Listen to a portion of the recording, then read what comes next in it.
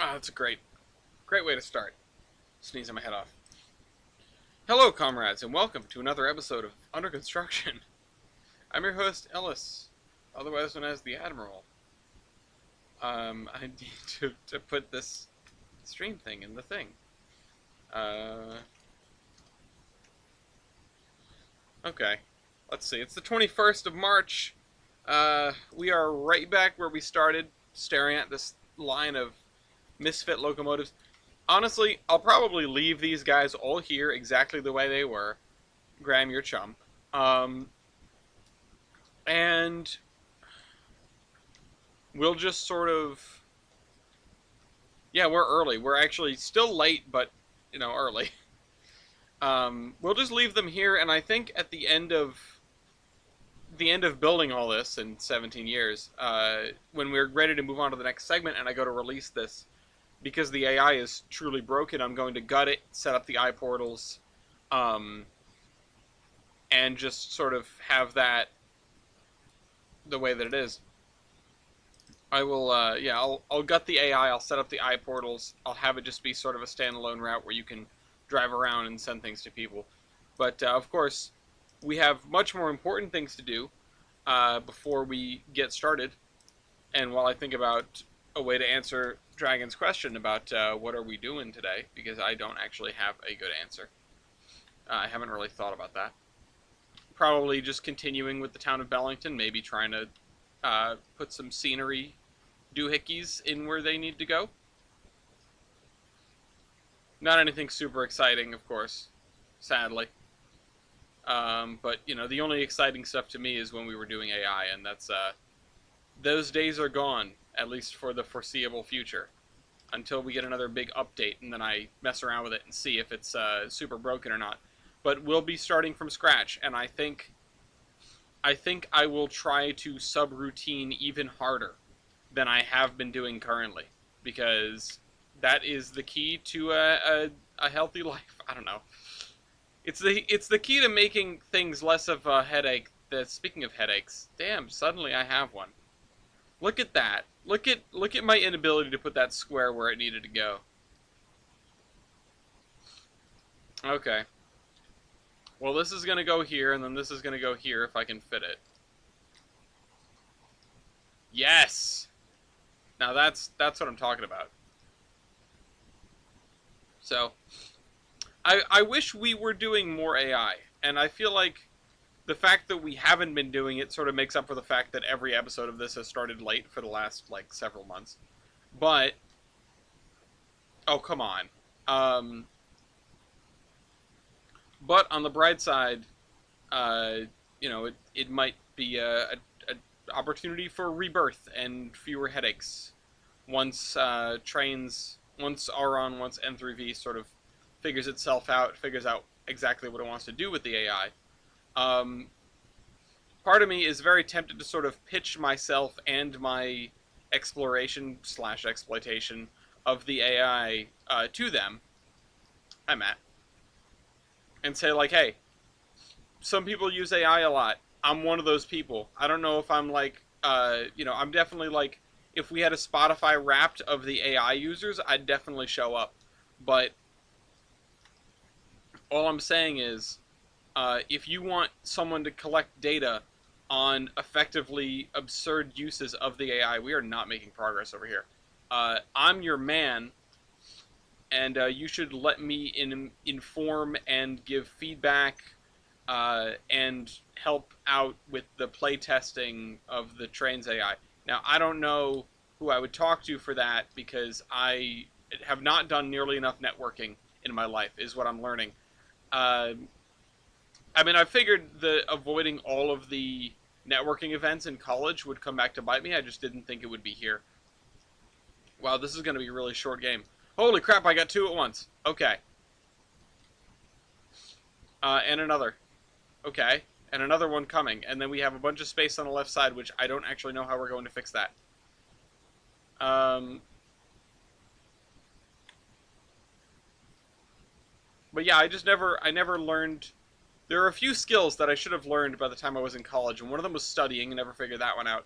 The other one is networking, and I never figured that one out. But there is some news. Like, I don't want to jump. Okay, we're done. We're done with this. We lost. Wow, I wonder if we got a high score. Not today. Um, there is some news, hopefully, that is coming down the pipe. It relates to trading cards. It relates to getting them into. I mean, you could put the number. You know, you can whatchamacallit.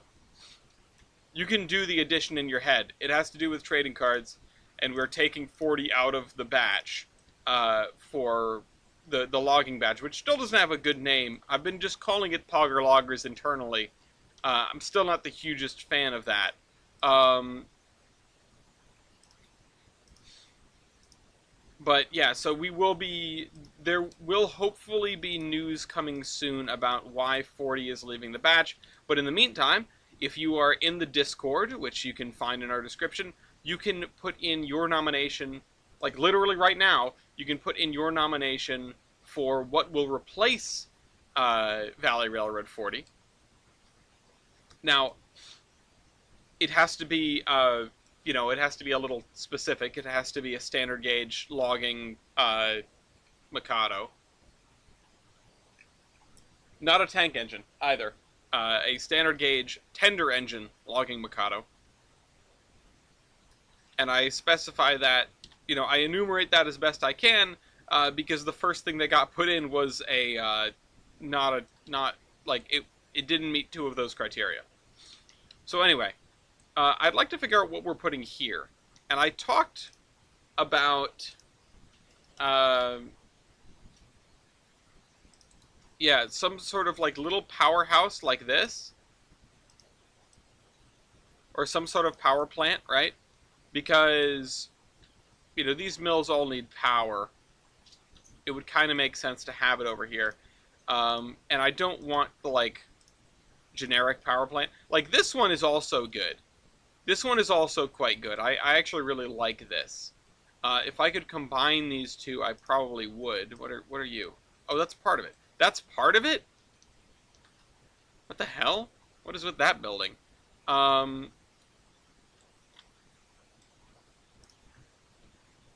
Anyway. But yeah, I like this building because it fills out the space very nicely. But I like this building because it looks cool.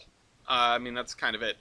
But, oh yeah, sorry, I didn't address this. Matt said, oh my god, Boatmobile. I wanted to address it. At the very end of last stream, which, available on the channel, we decided on the roster of locomotives. And by we decided, I mean I just threw down a bunch of locomotives and said, hey, what do you people think? On the roster of locomotives that would live here for the... excuse me. Sorry, I just had pizza. For the Granger Railroad, whose name escapes me. The Mansfield Branch Railroad. And I said, oh, you know what? I want a diesel. And I hopped onto the DLS and I found the GM&O S4, or the Ingalls Shipbuilding S4, which is, it's an okay model.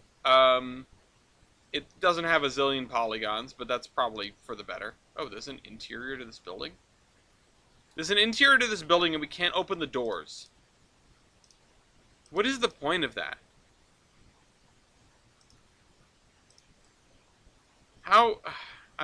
I hate buildings so that you can't open and close the doors. If you cannot if you cannot actuate the doors, make them open. Don't make me have to drive a locomotive through a set of doors. Make it so that I can manually open and close them. Don't do it like a crossing gate. That doesn't work either. Anyway. But yeah, no, I wanted some kind of coal-fired power plant here. Oh, what the heck? We're gonna have to put something to cover that up because that doesn't look good at all.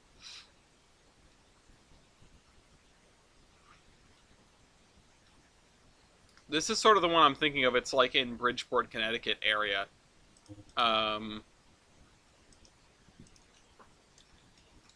It's in one of those seaside towns. Yeah, you you're also an option. You look much too new, though. And this is literally the same thing, just reskinned. This is the same thing again. Wait a minute. What's going on here? You and you are the same. And then that, and then the steam plant, which this looks pretty cool. I like this. This fills out the space as well. Hello, Orion. Austin Power Plant. And this one is way too new. Also, wow, my game hates it. Why does my game hate it? It's got like 6 polygons. And then we have what I guess is a modular power plant.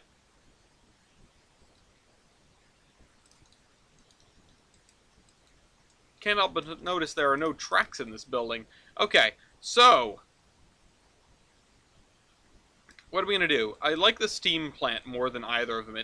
It fills out the space a little bit better than this one. But on the flip side, it doesn't... it fills out the space a little better. But it doesn't have the coal pit that this one does, so I'd have to put in my own industry, whether that's a multiple industry or what. This one is really nice, I just don't think it fits. It seems too new. Hello, Mopac. Hello, Mew. So it comes down to these two. I don't think I've used this one yet.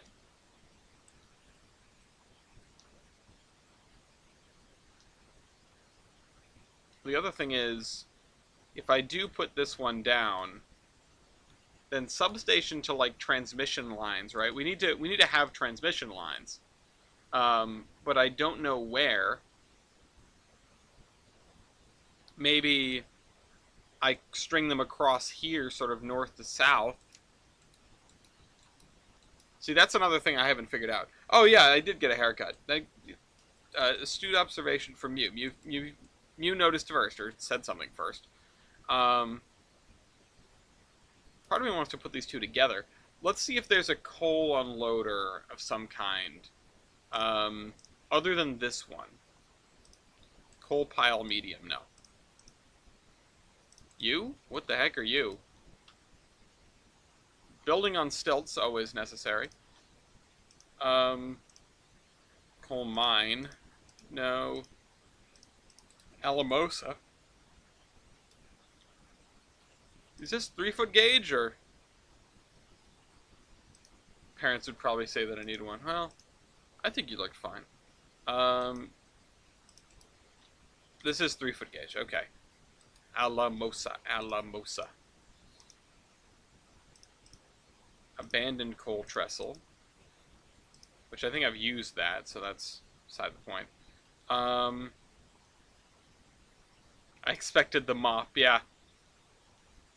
No, it's mid-March. It had to go, because otherwise I would end up being, I'd be overheating come summertime. I'm gonna be overheating here in a minute because I put on the heater and I put on a sweater, so that's not good. Yeah, see the coal unloader super basic is fine, although this works too. Is this an industry? It is an industry. Marchmopolis, yeah. I'm gonna probably actually open this door because otherwise I am gonna get too warm. Maybe I'll point the heater more towards Gloria. Okay.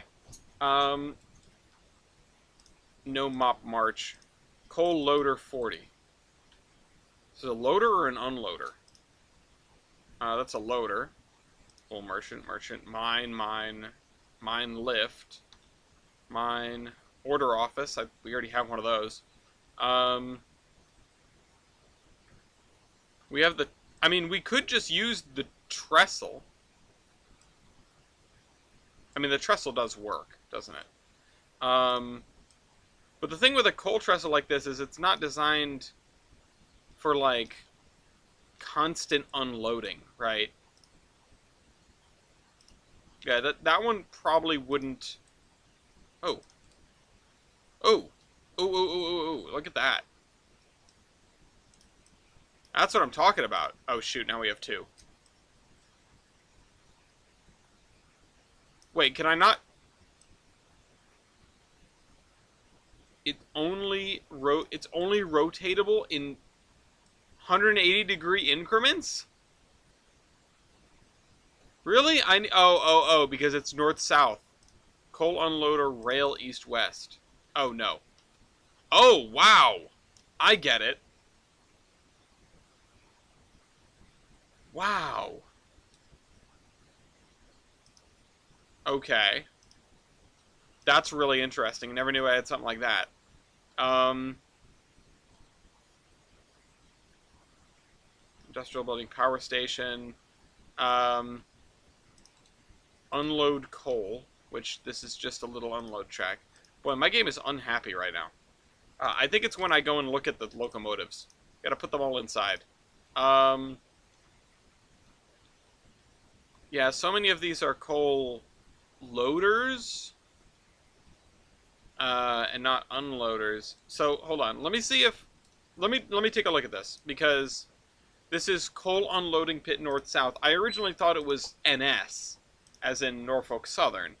Um, might be possible to fix that north south thing. Well, here's the thing. I might just be able to find it. So let's hop to the download station.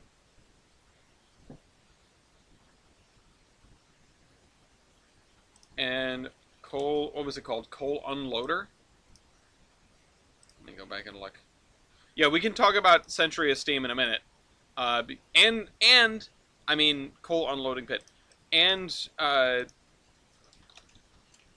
railroader as well, because railroader has the dam. There are massive cracks in the dam that is modding railroader. We've got steam locomotives in, or at least steam locomotive singular, publicly available. I know people were messing around with that the other day, or last night, or whenever it was.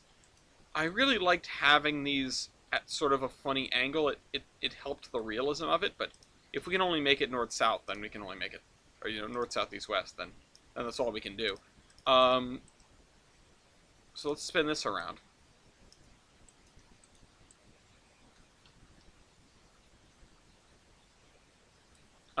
Yeah, more EMDs in the mod pipeline, because we got the F units, right? It is just very, very exciting. It's really cool to see the modding scene hit that game, especially because, I mean, anyone who knows modding knows that once modders get their hands on a game, the possibilities are limitless, right? We could have like a Steam sim, a functional Steam sim in there before the before the before the devs even think about it, right? All right, yeah, when Big Boy and Railroader. I mean, I'm sure it'll come. Honestly, I'm sure it will. Uh, the the slate of locomotives we have right now in Railroader is really kind of interesting, and I feel like I guess there aren't really any major holes, or not any that stick out to me. You know, we have we have locomotives that do pretty much every job you could ask for, maybe barring the sort of big and you know big and powerful but slow, right? That's what I feel like we're missing. I feel like the Burke does a pretty good job of being in the being in the okay. You've got you've got reasonable amounts of speed. You've got really good pulling power. You've got you have pretty much everything you could ask for. Um, in in the, I mean, I don't know how many categories there are, but what I'm saying it is a balanced large locomotive. It's not super fast. It's not a giant Hudson or like a big mountain type or a Northern, right? It's not super powerful because it's not a Malay. and it's not. I don't know what the third one would. I don't know what the third one would be. I keep thinking there's three sort of aspects. I'm thinking of like the battleship triangle, right? Firepower, speed, and armor. Of course, you don't have to worry about that in a steam locomotive. Um, yeah, chunky 2102 might be in order. Personally, I feel like we might be better served with, say, a logging 2662, perhaps either a tank engine or a non-tank engine, so like a 1309 or like a Black Hill Central sort of thing. Um, I mean, if you're heaviest, capacity is probably the third one that matters in Railroader. In Railroader especially because Railroader has sort of those constraints, right, on what you can.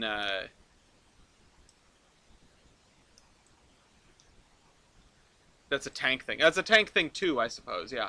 Um, what was I saying? It is what it is. That's off the table until somebody figures out steam articulation. I wasn't under the impression that they hadn't figured it out yet. I wasn't under the impression that it was like a big hurdle for them right now, but maybe it is. I don't know. Uh, and yeah, you're right. It would be, it would be sort of they need to figure out steam articulation in order to make this worthwhile. I totally, I feel like that is, picking a 2662 as a uh, as a final entry in terms of the tip of the power chart, right? Um,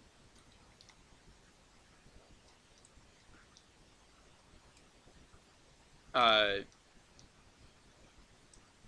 as the tip of the power chart, being a Malay, being an articulated, would sort of make the statement of like, hey, we figured it out, right? Uh, because no, you're absolutely right. I don't know why that didn't come to mind, or maybe it did, and I sort of brushed it off a while ago when the thought came to me, because I'm always just regurgitating thoughts that I've had off of the show on the show. Um, but no, in seriousness, yeah, I think that it would just be a good sort of mark. It would be a good, here, check this out. This is we figured it out, guys. Here's your 2662, or here's your big articulated. Here's your 2882, even. Um, but I think having a 2662T might make a little bit of sense in the context of the game, because it would still be small enough to turn on the turntables. Um, and I know there isn't a turntable in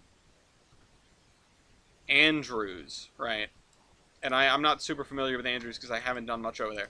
But there isn't a turntable in Andrews. How come I can't delete this? Okay, there we go. So it doesn't really matter at that end of the railroad, but at the other end of the railroad, you still need to be able to turn it on a turntable.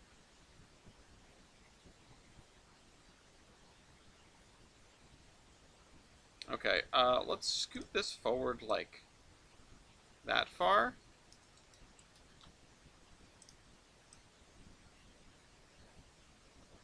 But yeah, I mean, what am I saying? Articulation is always a hurdle uh, between various games and Minecraft mods and everything else where there is Trainz. Uh, Getting the articulated locomotive or locomotives in there is always sort of a thing that they've got to figure out, right? Just give them the Virginian tender. By Virginian tender, you obviously mean the triplex, right? You mean make a triplex, right? Um,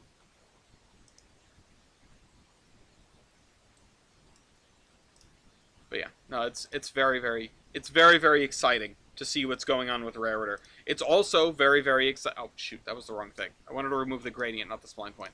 It's also very exciting to see what's going on with Century of Steam, and the thing that tickles me the most, perhaps, the thing that tickles me the most is how excited Mark seems to be talking about this stuff, to be debuting it, to be doing the dev blogs, and to be driving around and everything like that. Like,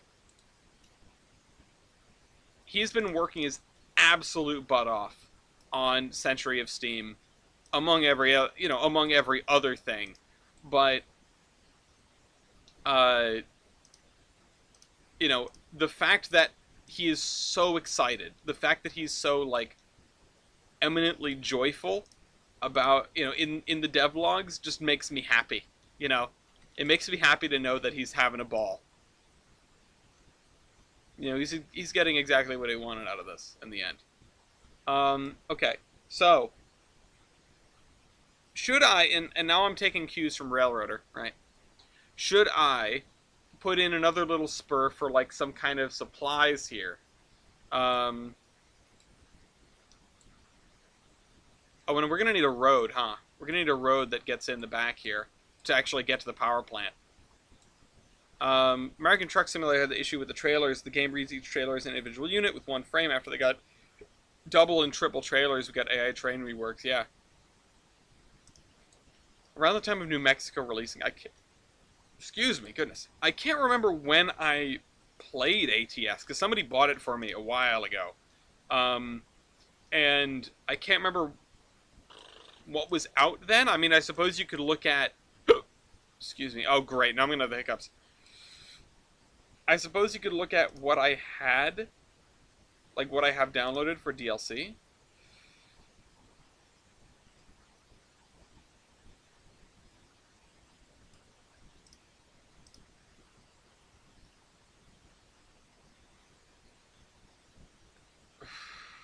And that would not even downloaded because I don't have the game downloaded. Sorry, I really had to. I was not going to be plagued by hiccups for the rest of this. I was not.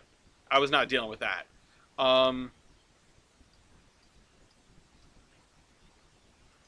Where is? I need like the cruddy looking road. Oh, that's an invisible road. That doesn't look like anything. Here we go.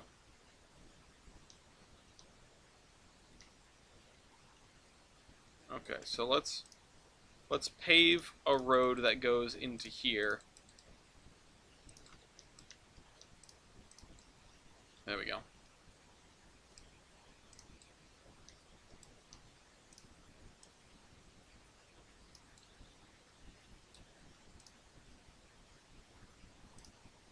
Let's actually scoot this like this then.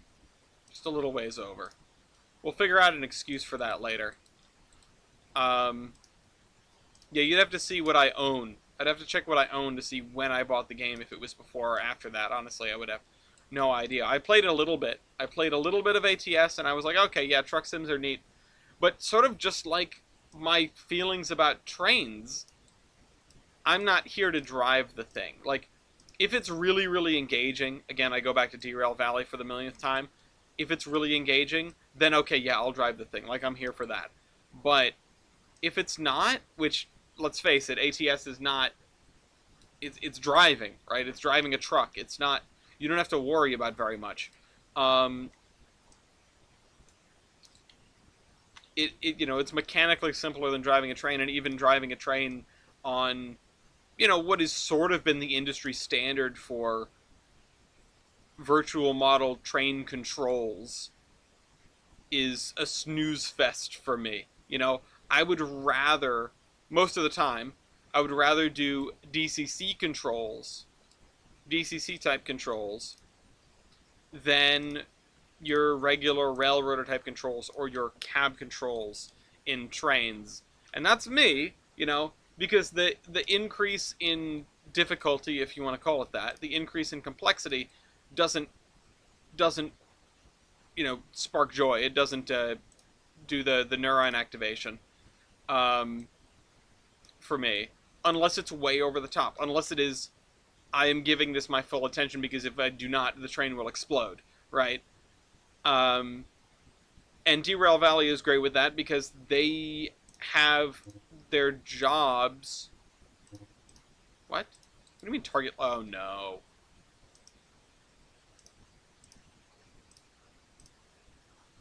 Ah! Oh no, how much of this stuff is in the session layer? Okay, that's in the route layer. That's in the session layer. That's not good.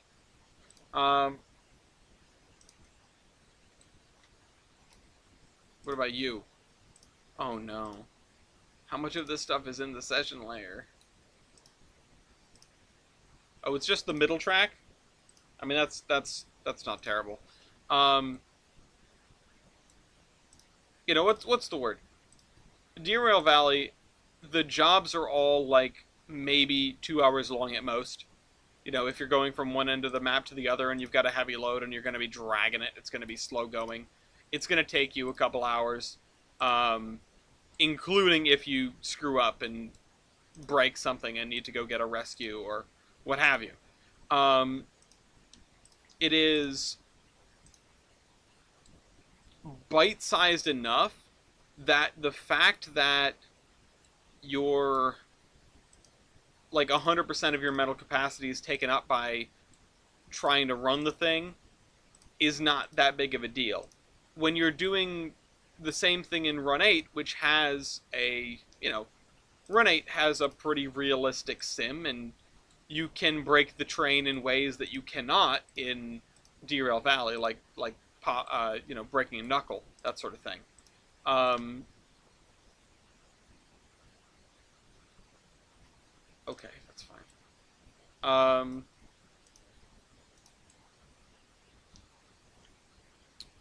but if you have to turn your brain on for that for oh god, hours and hours and hours, right? Because running a train in Run 8 can send you out into the world for a really, really long time. Um, I feel like it becomes unsustainable. I feel like there's a reason. Why can't I get rid of this? There's a reason that Run 8 is less accessible than Valley, and it's not the price point. The price point has something to do with it, but it's not the price point. It's in a commitment to ungamified realism. They have made something that maybe just isn't that fun. I know that's a hot take because I do like Run 8, and I definitely respect Run 8 for being the simulator that it is. Um,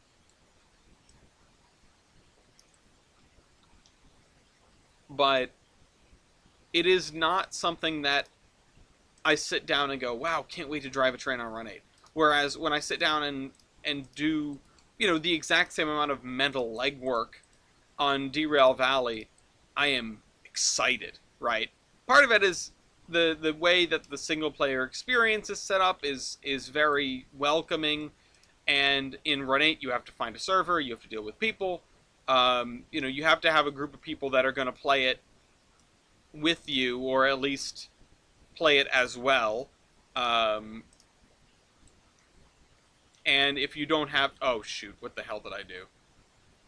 And if you don't have that, then you are probably not going to have a great time. It's a very server based thing. It's like an exclusively multiplayer thing. Um, Derail Valley is of course exclusively single player, which it presents problems of its own and presents things that you feel like you're missing maybe. Um,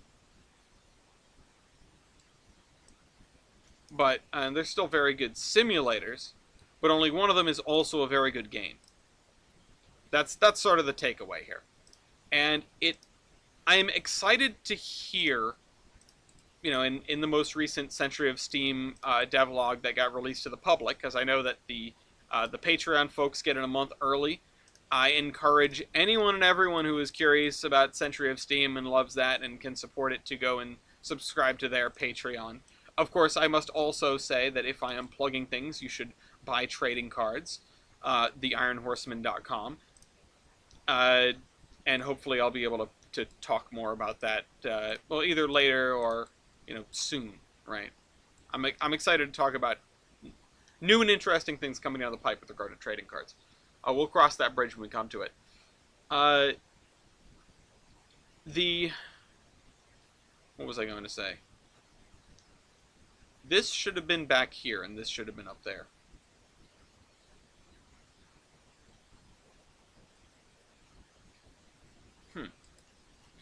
Um.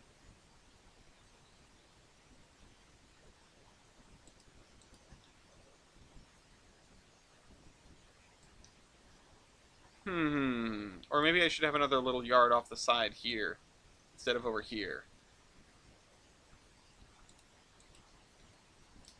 Let's think about this, because the problem is fitting. Well, no, I can't do. Well, no, I can. I can.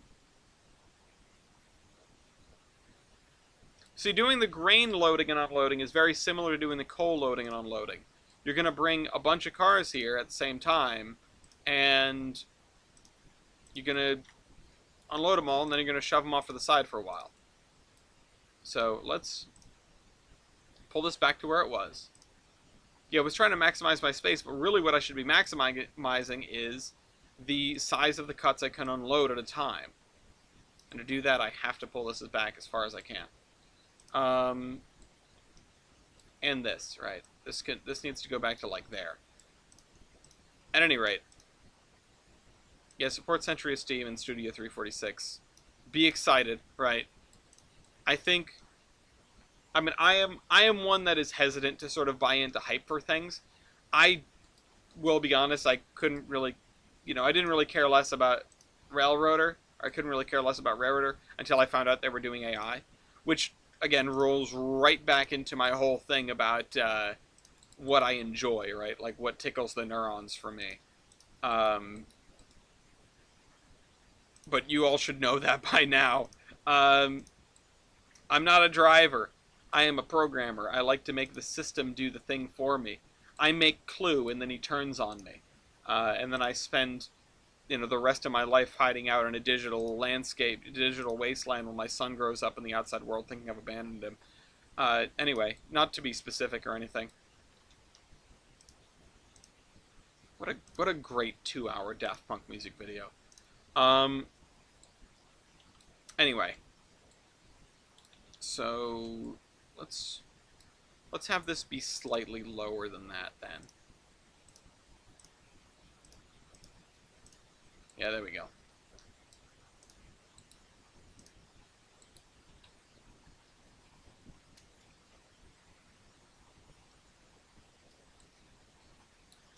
You know what? I would like to lower this very, very slightly.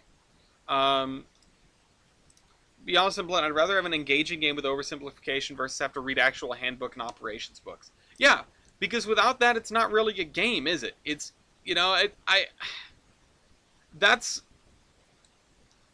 I'm totally with you, Orion. Although I believe there's a place in the world for hyper-realism, especially in simulators.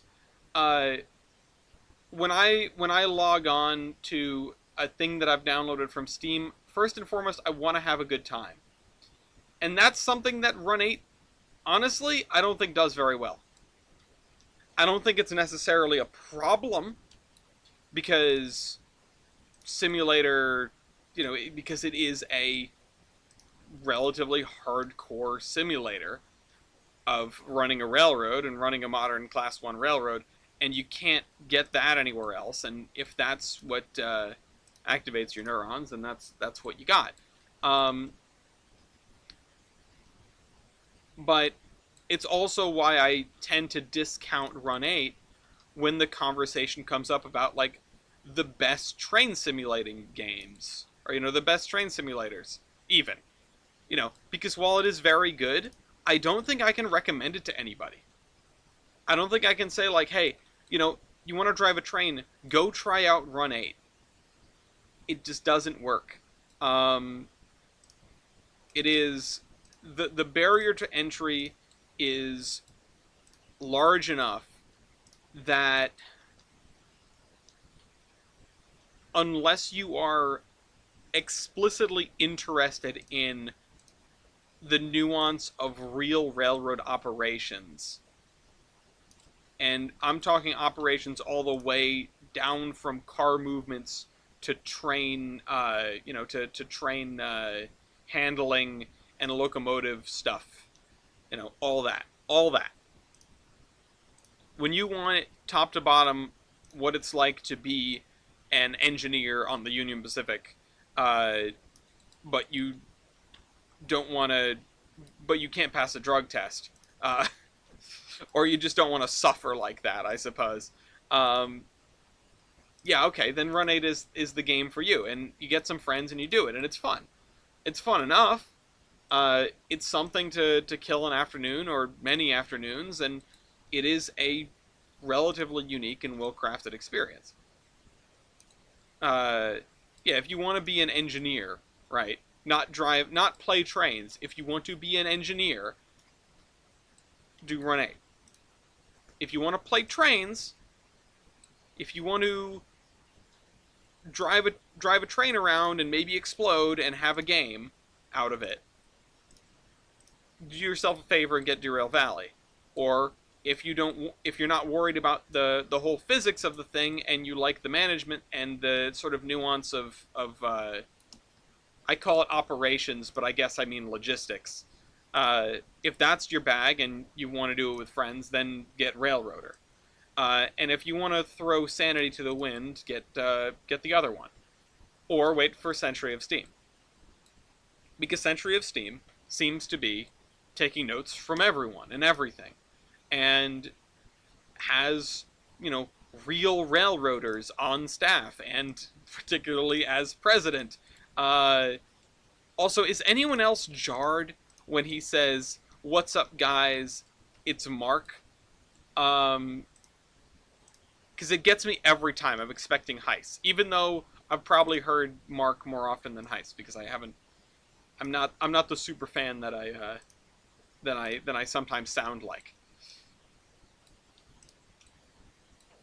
I'm not gonna do that. I'm not gonna go through that whole rigmarole again. You guys have heard that story 1,000 times. I don't know why I feel the need to say it every time it comes up. But no, it is jarring. Let's throw another track in here. I don't know. He escaped. He's probably in the front window. Yeah, I'm not the only one who got a haircut. Gloria's gonna go get the dog. He looks very cute, except for one little issue. If you want to build a route through terrain, make said route gorgeous, and feel like you're part of the world, get Century of Steam pre-order pending. If you want to build a route, get Trainz. At this stage of the game, if you want to build a route, get Trainz. Oh, they both were? Aw. But in the future, yeah, get Century of Steam. Are we ready? Or get the other one. Get what? Why not? They're still updating it. It's still kind of a catastrophe. But if you can look past that stuff, it's not like I didn't have fun with Railroads Online. With friends, of course. It's just it was a game prone to self-destruction more than anything else that I've played, except for maybe early Kerbal Space Program. I don't. Are the people ready to see the dog? To see Lafayette's new haircut? Are you gonna show him front first or back first? Front. I don't know if you can see him. He's in frame. I don't know if he's in frame either, but I can feel him tapping on the back of my. Oh, Graham changed his name. Or it's somebody pretending to be Graham. Hi, Lafayette. Hi, Lafayette. Hold on. Hi, Lafayette. He doesn't look so big anymore. He's much less scruffy. And they screwed up a little bit. He sat on the clippers, and now he's got monkey butt. All of this is bear. All of that is bear. He's a good boy. The other one drives me insane. I don't feel like part of the route at all. It seems like the only one to add locomotives and supply chains. Yeah. I know. I wish they would spend just a while and just like bang out bug fixes and do some economy and stuff. But I feel like Railroads Online is maybe the last of the full train commodity games of its type, right? You might still have like the next Transport Fever, Transport Fever 3 or whatever. They've not announced it yet, but they did announce the final update for Transport Fever 2 is coming. But that is like purely a logistics management game. Railroads Online might be the last of these games where your locomotives and rolling stock seldom come apart and you're running, what are effectively unit trains all the time. It's an issue I have with logistics in video games, in train games, and I had it for most of my life. Right, I've always wanted a game where you did switching, and that's why I started doing this. Um, Once I understood that the way things worked on Geiger Mountains is not how they work in real life, that sort of thing was out, right? Um, and so instead, um, we have the more modern paradigm of the first-person railroad game, which is the thing that Railroader started with the contracts and the single cars and the dozens of industries, dozens and dozens of industries. Um, my computer's very upset all of a sudden. What are you doing? The fans just went. What was that for? Um, yeah, there are plenty of unit trains exist. I'm not denying the existence of unit trains, but I'm saying that that's not all there is. That's not all there is to it. And the gameplay of Railroads Online does, it does have some of these aspects, right? It has some of these aspects. It has some of these. Okay, well, yeah, you might be served while of running a train of multiple commodities and dropping some cars off here and cars off here, but you could just as well not bother with that. Railroader, you don't have a choice. Railroader, you are running a train. You're running a manifest, right? You're running a train that is going to do drop-offs at 12 different places at a minimum, right? You even like on day 3 or 4, if you cranked your contracts up, you're getting 10 plus cars in interchange, and most of them are all going to different spots. You might have a block of 5 cars that are going to a Whittier sawmill, and you are still doing the unit train movements with the log cars until later on when you get until later on when you need to distribute them to more than just L2, right? Connolly logs L2, but yeah, it's. I feel like while they haven't talked about the gameplay systems, I know Marcus said that that's what's coming up next now that they've figured out a lot of the sort of mechanics and the driving. Um, the gameplay systems are going to come down the pipe, and since he's showing like, oh, I'm dropping off a single car here, or I've got to take this car up here, or whatever, he's showing those kind of movements, and I know that he knows. He's not showing them because they are engaging specific, he's not showing them only because they're engaging. They're being shown on stream because that's what that's all about, right? Um, that's what railroading is all about. That's the fun part, right? The fun part is the switching puzzle. Some people live off of switching puzzles. People make one in their on the side of the shelf, right? They'll have a shelf layout that's all switching puzzle, a time saver or an ingle nook or something like that. And I mean, they're famous enough that some of them have names. And when you have a game like, I mean, if you have a tycoon game like OpenTTD, right? There's none of that. There's none of that at all, and we've talked about that before. If you have a tycoon game, OpenTTD, Transport Fever, Locomotion, Train Fever, Sid Meier's Railroads. Do you buy the cars in Sid Meier's Railroads, or you just move locomotives around? I can't remember. It's been a really, really long time for me playing Sid Meier's Railroads. I have it kicking around here somewhere on a disc. I haven't even really, I don't remember the gameplay. It was probably the train game that I played the least in the history of all the train games that I've played. But no, you have that, right? Oh shoot, not ground up. Um, no, no, no, no, no. Scrapbook data. Um, the hell was I saying?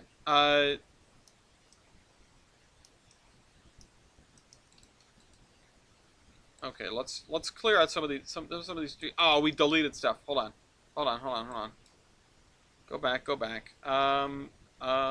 Filters, texture, overwrite, meshes, overwrite. Or sorry, don't overwrite. Oh no, I guess I have to overwrite if I'm doing it at all. Uh, meshes, overwrite, splines, none. Effect layers, none. There are no effect layers here. Ground height relative. Okay. Um,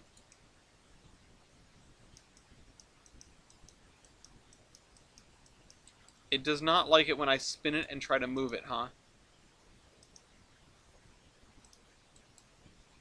At any rate,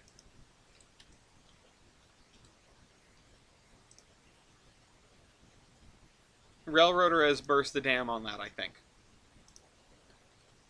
I'd like to hope. Because carrying that into anything that isn't a train simulator, right? Anything that isn't Run 8 or Trainz or Railworks has thus far it's just not happened, right? There hasn't been a train game that worries about shunting for the most part. And the ones that have sort of a bundle of industries that you have to worry about instead of single industries that you need to take cuts of cars to uh, are um, things like Railroad Tycoon. And Railroad Tycoon, you don't pick the cars on your train. There is no shunting. It's all abstracted. You just have a catchment area around your station, and that's all you need. Um, it it is different, right? It is a different sort of game.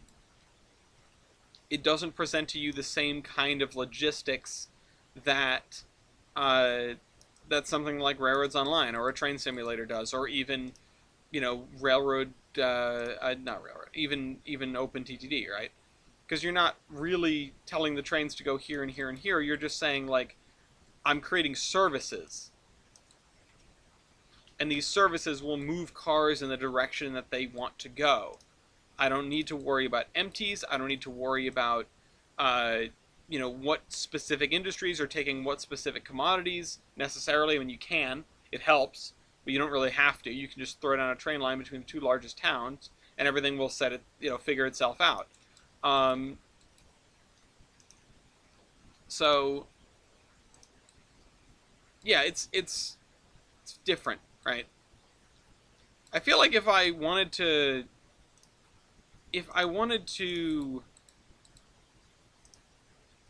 break it down, right? I feel like you could write a dissertation on this, on the different kinds of games that involve trains. I mean, you could start with the very arcadey, right?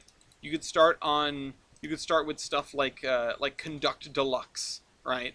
Or what the heck was the little game that came packaged with Railroad Tycoon 3? Um, it was called like Trainz Trouble or something like that. I might be thinking of that. Um, I might be getting that right, but yeah. What Ruffian landed RO for me is the fact that the Gold Dredge reserves cars. Gold dredges don't work like that because they and the associated body of water moves. Yeah, well, gold dredges are really, really fascinating.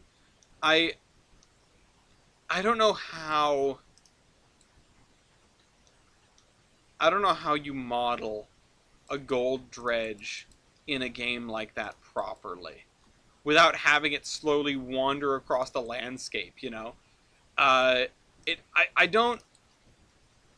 Were gold dredges typically even served by rail? Because I can't imagine slowly building a railroad line like to try to keep up with this slowest vehicle on the planet. Um, like like seriously slowest vehicle on the planet. I love gold dredges. They're so neat, right? They're so bizarre. It's like an idea that you would scoff at, right? That you'd say there's no way that that works, and it works. It totally works. Um, I don't think I got to lay eyes on one while I was out in Colorado.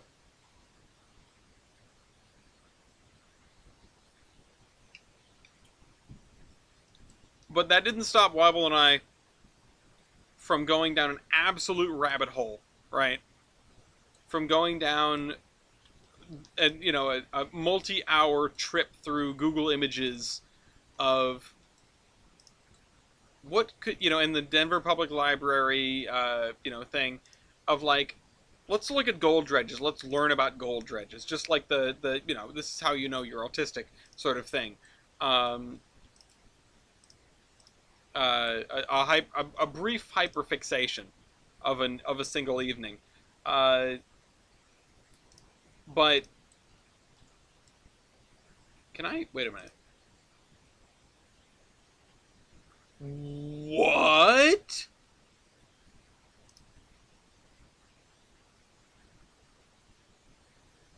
Oh wait, no, no, no! Don't do that. It's gonna bring up everything. Hold on, hold on, hold on, hold on, hold on.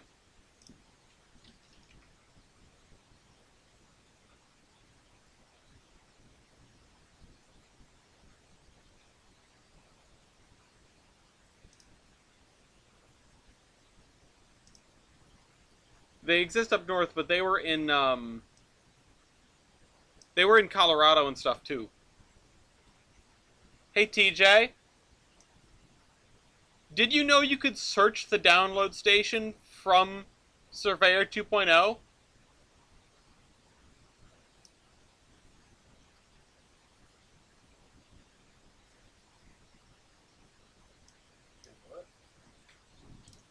So I was looking for I was just moving some roads around, right? And yeah, we watched an episode of Gold Rush that had the gold dredge on it just to understand. And I went, "Oh, installed. Well, that's interesting. That reminds me of the DLS window where you can do the drop down. Wait a minute. Huh. Download station." And I just punched in truss as an example word, and these are, I mean, you don't get the images, right? I feel like it would take a real long time to load all of them. But Yeah, that's all the watch on stuff. that is wild. That's crazy.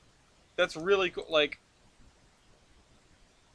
you can't do anything with it. Also, the fact that you can do this stuff in here is really really cool too. Yeah, why can't you do anything? Because you don't have it downloaded. Yeah, but there's an option to download. I guess we're not there yet. So that might not be anything right now, but it's looking like it. That's really really cool. Yeah, that's neat. Hold on, I'm going to turn this off because otherwise I'm going to cook alive. You can leave that open. Need to let the air move around. I'm schwitzing. Graham says hi. TJ says hi. But not like he wants to see you. He said it in the most depressed way possible.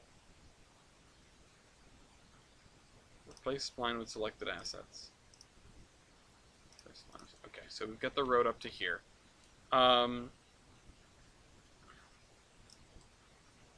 Yeah, so anyway, gold dredges are really cool. They're really cool, they're really neat. I envisioned a book, right? Because the one that we were sort of introduced to is the one one of many that were in the South Park of Colorado. Now, the South Park is an interesting place. If you've ever seen the TV show. And the thing that got me was just like, damn, somebody should write a book about these things. And what would you call it? The thing that came to mind was Sailing the South Park, which I thought was a really, really cool like book title, right? Um, but I also thought about, okay, how fast do these things move? How how long would it take you, in theory, to drive a dredge across Kansas or something? You know, something crazy like that. How long would it take you to drive one of these gold dredges across Kansas? Like the most impractical zombie survival vehicle ever imagined, a gold dredge. It's just like a floating fortress. It comes with its own moat, right? And it just like drives around and slurps up the dirt in front of it and dumps it behind it. And I don't know. Like, isn't that the funniest thing? I think that's amazing. I love gold dredges. Um, I feel like dropping RO over the gold dredges thing is a little silly. Like, it's you know, it's like, oh, that's what breaks your immersion, not like the cows appearing out of thin air and dropping. Um, but still, yeah, I mean, it is you know, it's something. Conspiracy theorists, unexplained ponds, a sign of alien intelligence, gold dredges. Yeah, I if you're familiar, if anyone's familiar with the landscape around, um, the Sumter Valley Railroad, it's all torn up by gold dredges, and it looks just bizarre. Like, I had no idea what I was looking at when I saw it the first time. Um,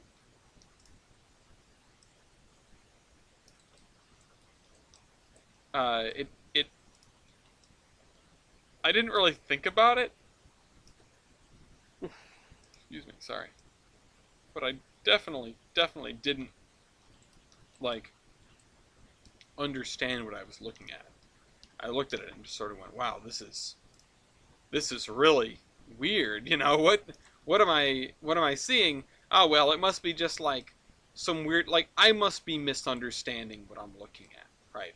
I must be looking at this and going uh, and uh, and not sort of comprehending what I'm seeing. It's gotta, you know, there's got to be a reasonable explanation. I just don't know the terrain in the Pacific Northwest. No, it's the gold dredges. It's gold dredges, and they're digging up chunks of land and just dumping them out behind them. Okay, let's keep going with this. I probably actually want maybe a strip of trees over here, unless I want to continue this road this way. The other thing I could do is maybe have a little bit of like municipal industry right here. That might be a fun one.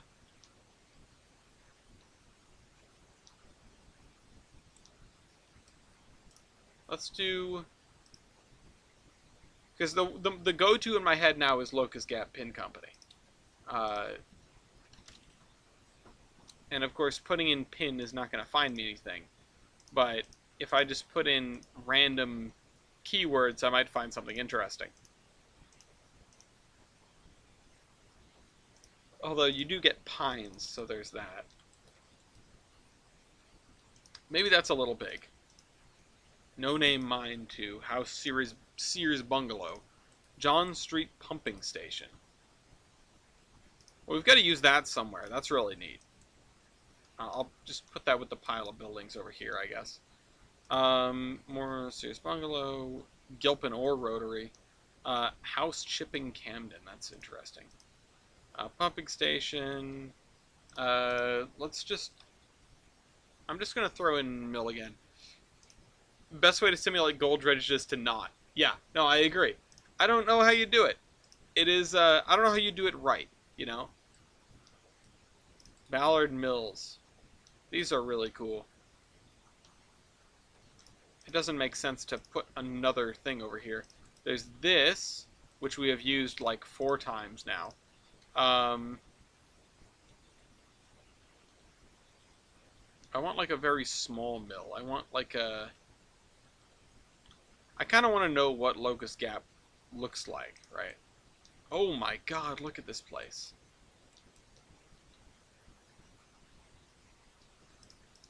But here's the thing. Here's the thing. If if if Railroads Online, hello Jersey Central. If Railroads Online, and I'm not sure if they let me do this because I haven't played in forever. Uh, sorry. If Railroads Online were less broken, right? If they were, oh, this is really cool. We gotta use that somewhere too. I'm gonna put that over here. This is my pick list pile. Um, if it were less broken, if it weren't constantly a pain in the neck, if it didn't always cause some sort of issue, that's huge. We're gonna have to use that later. Uh, and they let me throw down all of those industries on the same map, like every single industry they have, because they've got quite a few industry chains now. Then I wouldn't mind that necessarily, because I would probably cluster unrelated ones together to make you run, trains in a certain way. Uh, Now, I don't think there's anything wrong necessarily with the concept of okay, modern sawmill. That's interesting. Uh, with what they're doing, except they aren't fixing the broken parts of the game, right? They're that I've used around the corner. This is sort of a middle of nowhere building. I need something way less obtrusive than that. Oh wait, maybe one of these things.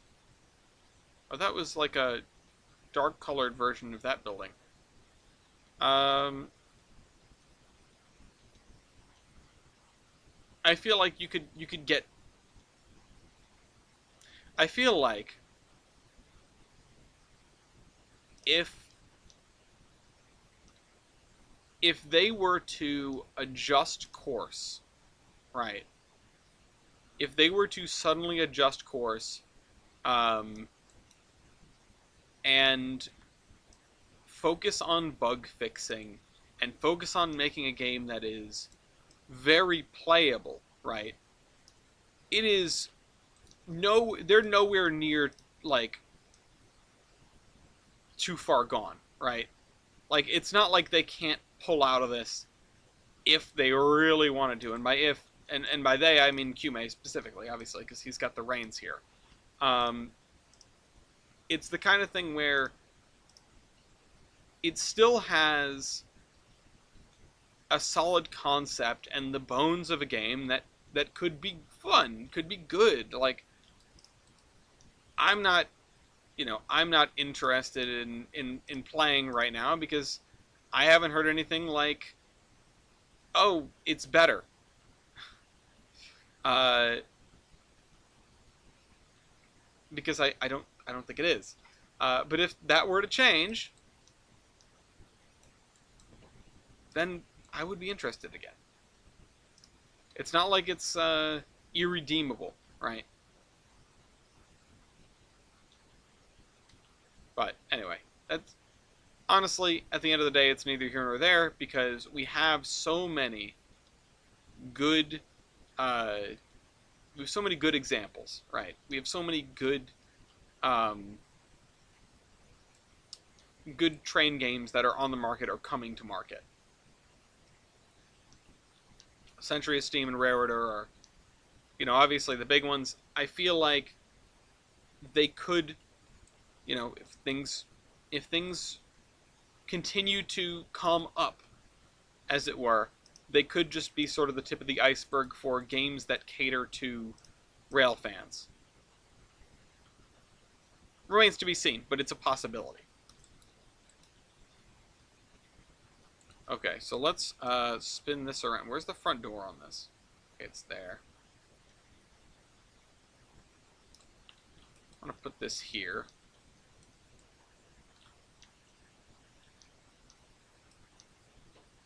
It's just this, like, this brick.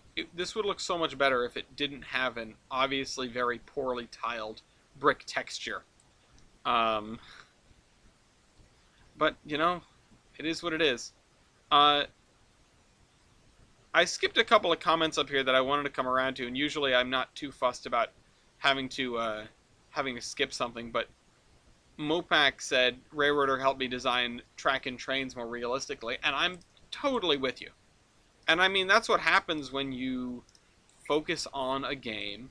You know, focus on making. You know, when you take real life track plans, right? Sometimes things are going to be sort of strangely difficult. Sometimes things are going to be easy and make sense. Sometimes, sometimes the track is you're going to look at it and it's going to look like nonsense. It's going to look like gibberish, but that's just the way it was. Um, Cleaning my room is nice with this in the background.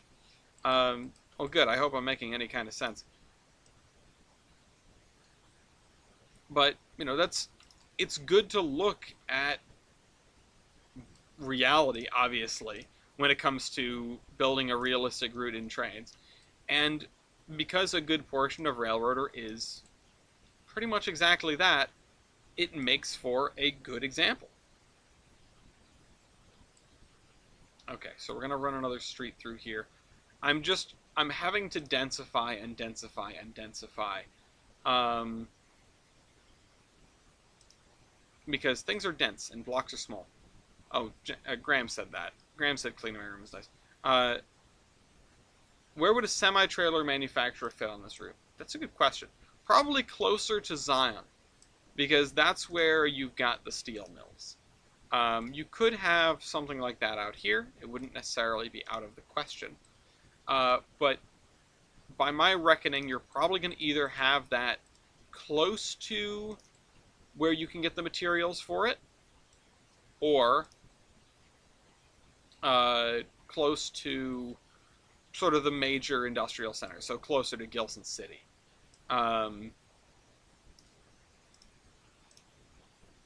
That's my 2 cents. But having something like that is definitely not out of the question.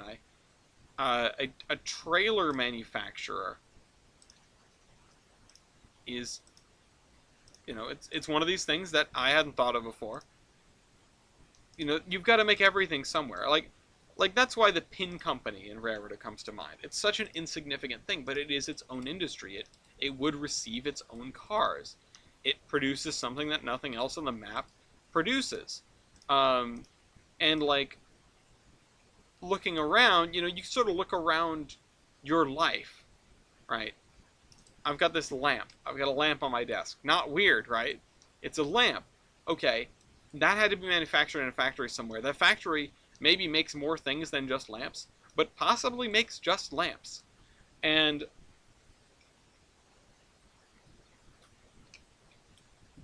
my throat is very dry today. And with that in mind, you are going, you got to keep that in mind, is what I should say. You've got to have this, like, everything's got to be made somewhere. Yes, things are going to be, population centers drive manufacturing, but the other things that drive manufacturing are sources of power, like this river here, which is why we have all these mills along the river. And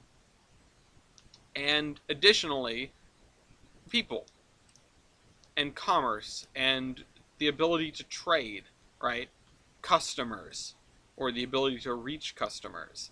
And that's where you start to look at, say a port, for example, or a place where railroads intersect. Those have impacts. Those matter. If you're going to do exchanging cars, that means people have to get off the train. That means you've got customers. If you have a break of gauge, it means people have to get off the train. It means you have customers. It's a reason why breaks of gauge were, sort of intentional in the early days of railroading. Towns would mandate a break of gauge because it means people have to get off the train. Now, if you didn't want to do that, you just made your train station really, really annoying, like Providence, Rhode Island, building a terminal that faced both directions. So you could not drive a train straight through. You had to bring people in, bring a train in, offload the people, bring another train in the other side, load on the people, and leave. It was effectively a break of gauge, but without the gauge as actually being different. It was just a terminal setup to give people headaches and make people stay in Providence for longer. I mean, what can I say? Providence is still here, so I guess it probably worked on some level. But yeah, a semi-trailer manufacturer would probably be on the outskirts of Geiger. Or Gilson City, not Geiger. The outskirts of Gilson City. That said, I'll put that in the ideas doc. Ideas.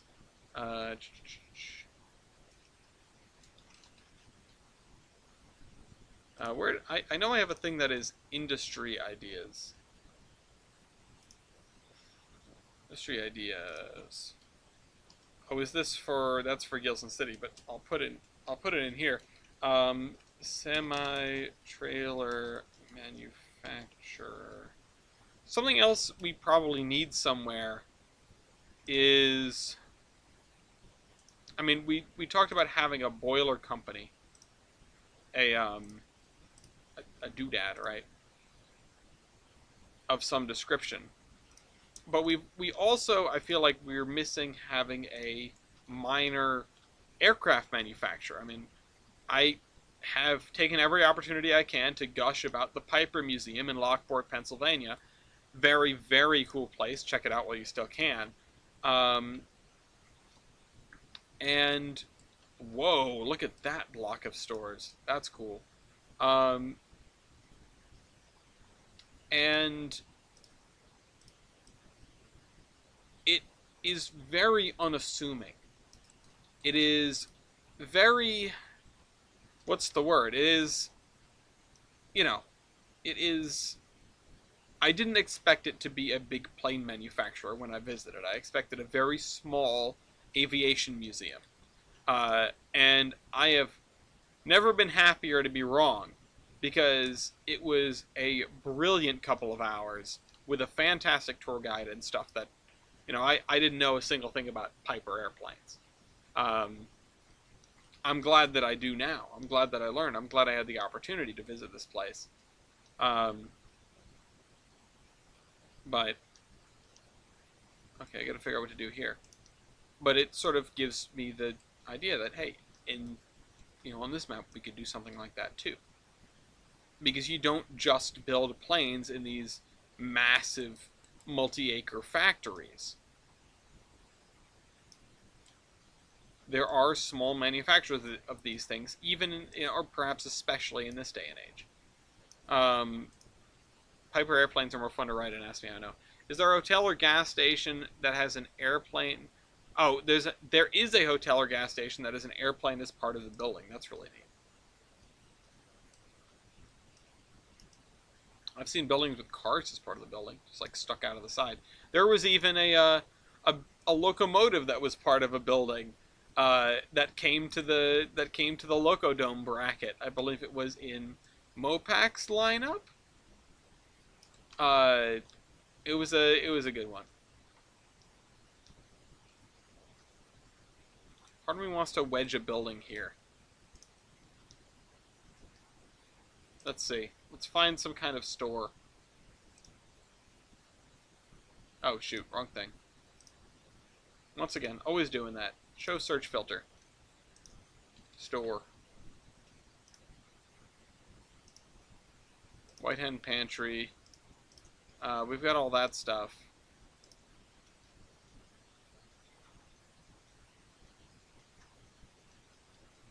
We don't need the storefronts.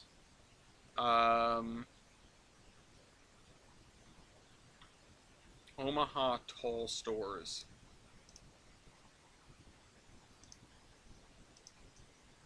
Oil shed. MAV store. Liquor store Alberta. This thing looks good enough. Let's put this here.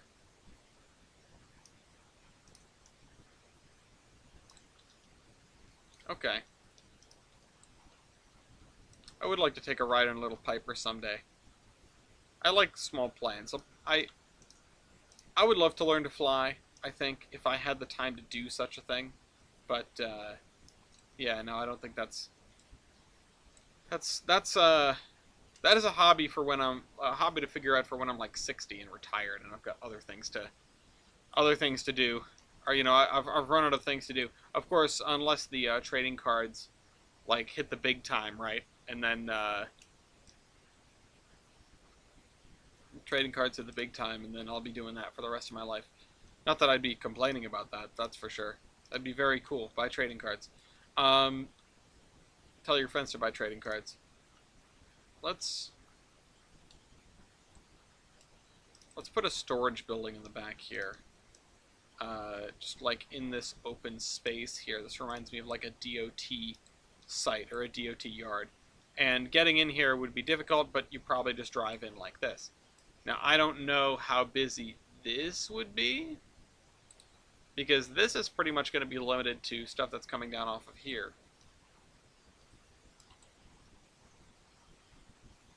Oh, and you know what? I just remembered something, which is that this, I have to shift everything over to the right. Because this was 2 tracks.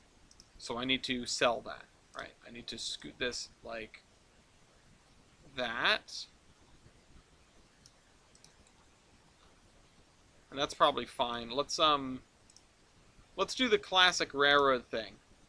Let's go jump back into Surveyor Classic for no particular reason. Grab the RTX, the railroad track street run, and do this.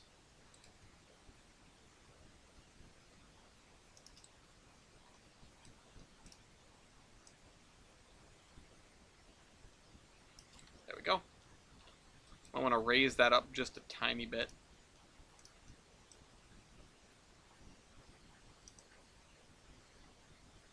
Now, the fact that these are shiny is a bit of an immersion breaker, but you'll just have to bear with me on that one.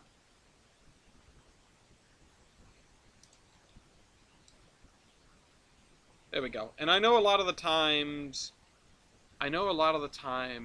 you'll have like little stubs on either side, but I'm not going to bother with that right now anyway. I'm also going to have to bump these over and move this over. So I'm glad I thought about this now before I really started closing in my options in this area. Yeah, like that. And then, yeah, you've got the 2 tracks there. That's going to be a difficult one to figure out, but we will burn that bridge when we come to it. And then I want to push back this grass a little ways. And this, I still don't know exactly what I'm going to do with it. I was tempted to make a stretch of road with no pavement markings. Maybe. Because that track would be coming off of here.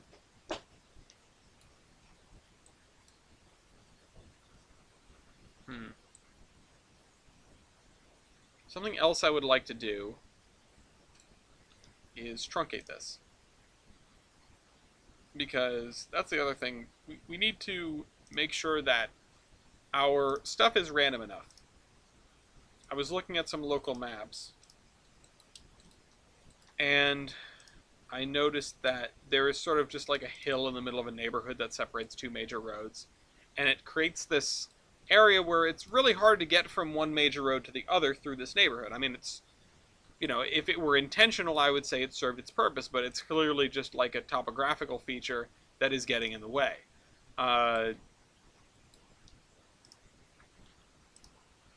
And it's just a bunch of trees in the middle of houses. It's, several lots worth of trees, and I figured they probably would have developed it if they could, because good real estate, I guess? I don't know, it's in the middle of a neighborhood. Example like that in town, it's my favorite, is Rapid City. It's the end of an old passing siding. The Switch is now a supply company. Yeah, this kind of thing is actually very, very common. I feel like putting this there is going to do the neuron activation for quite a few people that have seen very similar things, either sort of in their hometown or whatever, or while they're out rail fanning. Any place that there were 2 tracks and there now is 1 is going to look more or less like this.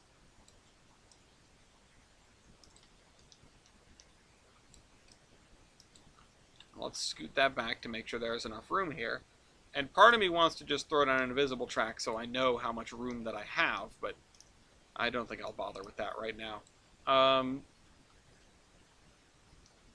Now this yard is primarily controlled by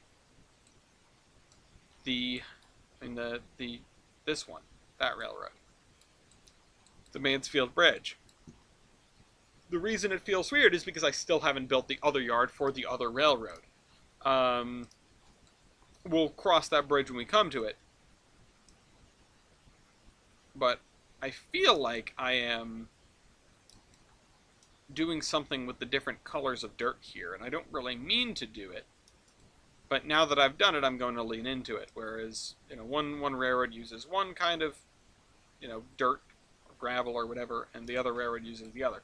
Now, I would kind of like to find something different for the Gilson Eastern, because I know they use, pretty nice gravel on their main line. That's sort of what I've leaned into. Pretty nice groundwork. But I'll stick with this dirt for now. That Oz, this Erba, whatever it is. That stuff that I put down over there. That stuff. Okay, let's do this. Okay. And yeah, I'm probably going to just fill this with grass and maybe maybe a couple of small trees. Or a stump or two. I'll probably put up some chain link fence around this.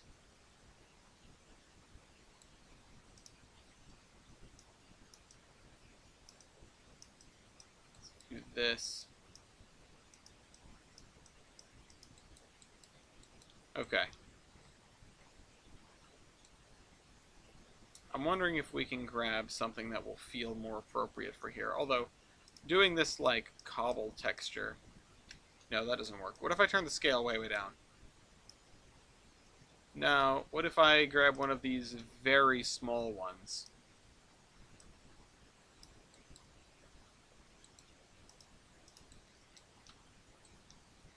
Yeah, let's do that. We've got some stuff going on there. It's got a cobbled texture as the ground now. An asphalt rubble, I think, is a fair. No, that doesn't tile very well. Okay.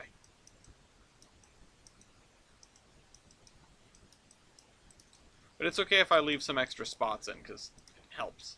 Helps with the realism. It helps spice it up a little bit. Nothing's perfect. We're building in a deliberately imperfect route here. Okay. Part of me also wants to throw another water tower in here because, no, why not? Water tower. Okay. This area, I'm not entirely sure what to do with. I might add some pavement here. I might do a one side of this here. Part of me wants to throw in like a library or something. Like a big library on this corner. We don't have any churches here either. And that's, I feel like we need that. Professional center.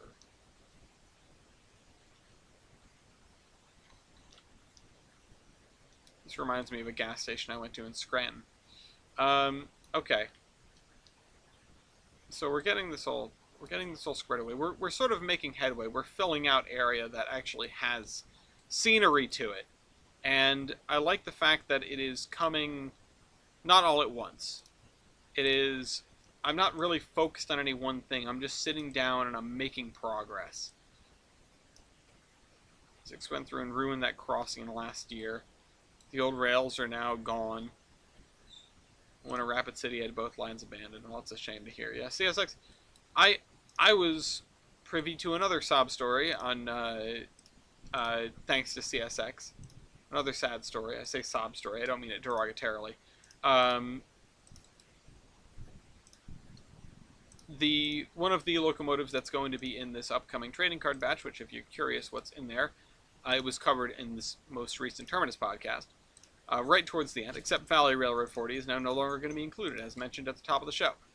So, Hartwell 11, formerly Reader 11, is part of the complement of cards, and it was running on, I think it was called the Kentucky Central, towards the end of its operating life, and they had to close down because CSX was asking too much for insurance, which ain't that a story you've heard 1,000 times before. But of course, CSX in the 90s was getting into their very anti-Steam phase, and anti-fun and anti-passenger, and yeah, um, they weren't playing ball with anybody. Now they are much cooler. They've gotten better. I feel like it's strange to think about the fact that CSX has kind of become the good guys, at least in terms of the northeastern railroads, because, well, Pan Am is dead, and CSX killed them, which I'm not happy about. It's probably better for all the shippers, but I'm not happy about it. And then NS, on the other hand, has just turned into like a cartoon villain, especially if you happen to live in East Palestine. I don't I don't like there's got to be some repercussions for that, right? There's got to be something. No, I don't know. I haven't followed it closely enough, but I certainly haven't seen like someone goes to jail, or absurd fine levied, because it should be absurd, right? The only thing I've seen is criticizing the way it was handled, and in blowing up the tank cars, and I just sit back and wonder if that is too much Monday morning quarterbacking, uh, or at least to sort of judge them about, right? Hindsight is 2020. You look back and you say like, okay, so maybe there wasn't a danger of them exploding on their own, and they could have done something about it, and the fact that they did a what effectively could be called a controlled detonation, even though it wasn't controlled, it was you know planned detonation, perhaps. Um,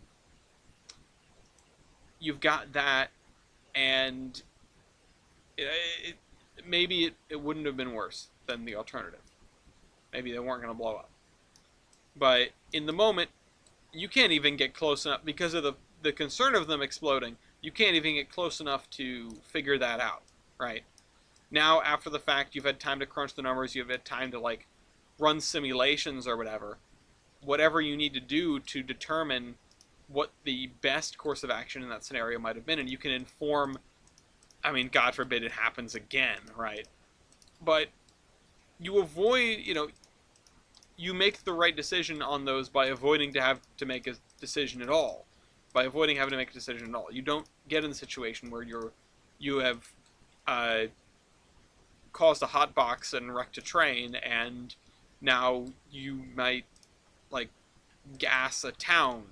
Uh, you might poison a town and destroy livelihoods. Um, anyway, all right, I gotta go plug a stream challenge in Walmart in a bit. Friend on PlayStation is gonna go try and get level 70 with only a knife in Call of Duty Zombies. Godspeed. I've Zombies is probably my favorite thing ever in COD. Never played very much Call of Duty. I was more of a Halo and Battlefield fan. I was a Halo fan through and through, and then a friend got me into Battlefield, and I couldn't get into COD because it seemed, I don't know, Call of Duty just didn't, like, the scope wasn't there for me, I don't know. I was really sucked in by the allure of the big matches with the vehicles and the levolution and stuff like that in Battlefield. And this isn't a dig at COD. This isn't a dig at Call of Duty or the people who like Call of Duty. It was just never my thing. Except Zombies is an absolute blast. So, yeah. I'm going to try to avoid the Donner stuff because that's caused me problems in the past. The Uinta stuff, I'm pretty sure, is all on the download station. So, that is a little bit too deserty. Let's look at this. Although the NS for that seems like they had a terrain derailment. They're trying to be Penn Central too. Yeah, I mean, the sad part is NS would have to be way, way, way, way worse to get in the realm of Penn Central. But that doesn't make this, like, any less ridiculous. And, ridiculous is the right word. I was going to say heinous, but it's just ridiculous. It is why. Again, I don't have words. Why are they being a cartoon villain? You know, um, in pursuit of the almighty dollar with no respect to life and limb, and uh, it's ridiculous. You know,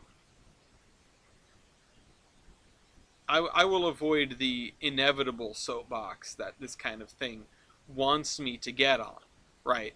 I want everyone to imagine the things that I could be saying about Norfolk Southern and, you know, how they should be spending their money and how could we possibly uh, help that, help them be spent in the right direction. You know, track conditions don't make investors' eyes light up, right? Uh, Nobody's going to be reading the report on like, oh, and today we did blah blah blah. That's where we invested the money. We didn't make the stock price go up today because we were refurbishing locomotives or something, right? It's you don't sell people with that, and it's absurd because it really is just that people don't really care. Okay, hold on. Let's. They don't care. They don't know enough to care, and because I don't want to, I don't want to attribute malice to the the stockholders, right? I don't want to attribute malice to the stockholders more often than not. They're not the people pulling the strings. It's just, nice to get in. It's easier to get investors when people see the line go up, and if you are somebody that is buying stock, if you're not seeing line go up, then it doesn't look like a good buy. Is the problem that corporations are sort of beholden to people who expect and demand eternal growth? Is it our expectations that are the wrong thing? Why should companies be penalized for spending their money on long-term prospects instead of short-term ones, or things that make it look good, right? But that is the fact of the matter, right? That is the way that the system works. It's not a very good system. It doesn't work too good. Okay, so this looks like I've spilled sawdust all over the ground. I thought it was good when I started putting it down, and the more I put down, the worse it looked. So I don't like this at all. What about this? This is the same thing, but slightly less offensive to the eyes. And we will try to find spots to put grass, right? That's grid. Gotta pay attention to what I'm putting down before I start putting it down. Oh, the herba 3 is the grass. My bad. I called it the gravel earlier, or the dirt.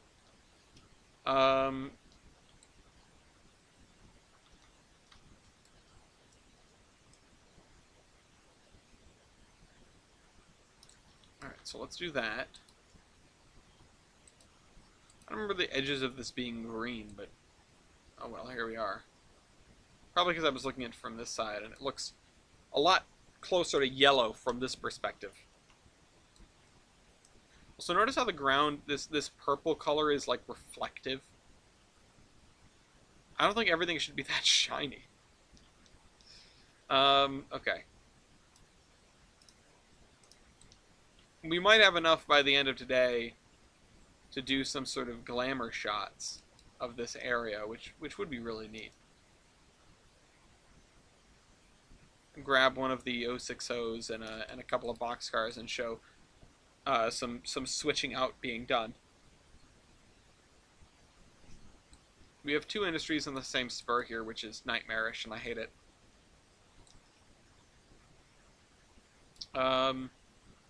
Which means if we do end up getting the AI to work it, we're going to have to put in a derailleur, which those are nightmarish on their own because I always run into them and crash the train.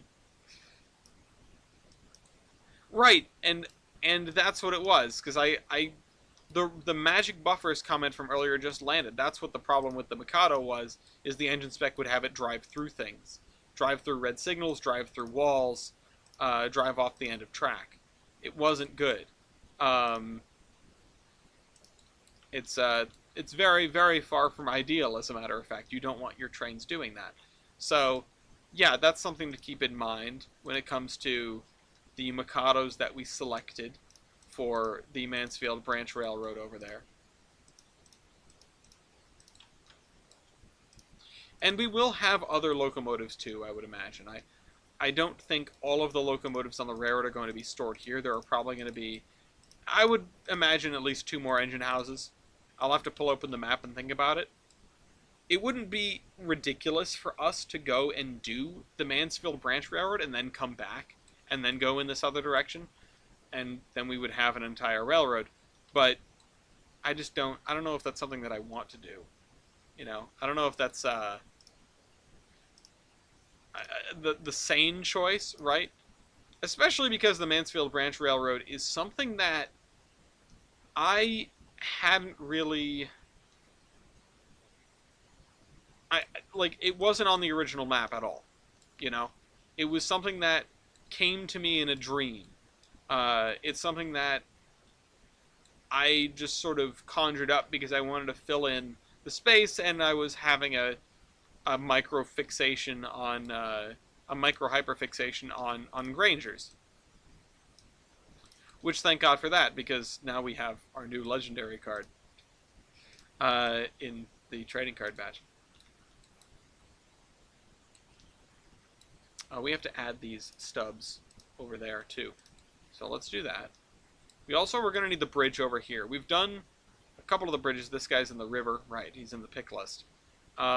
This is also in the pick list, but I'm going to have to get rid of that because we're done with that.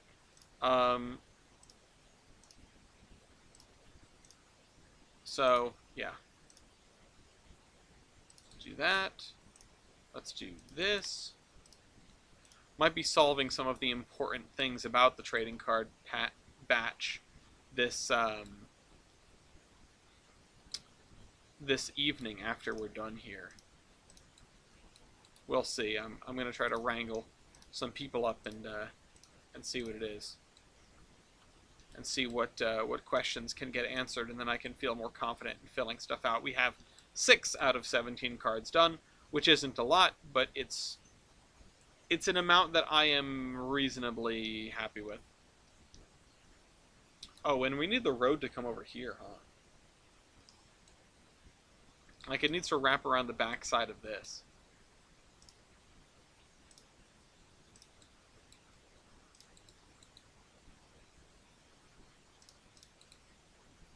Yeah, picture time soon, TM.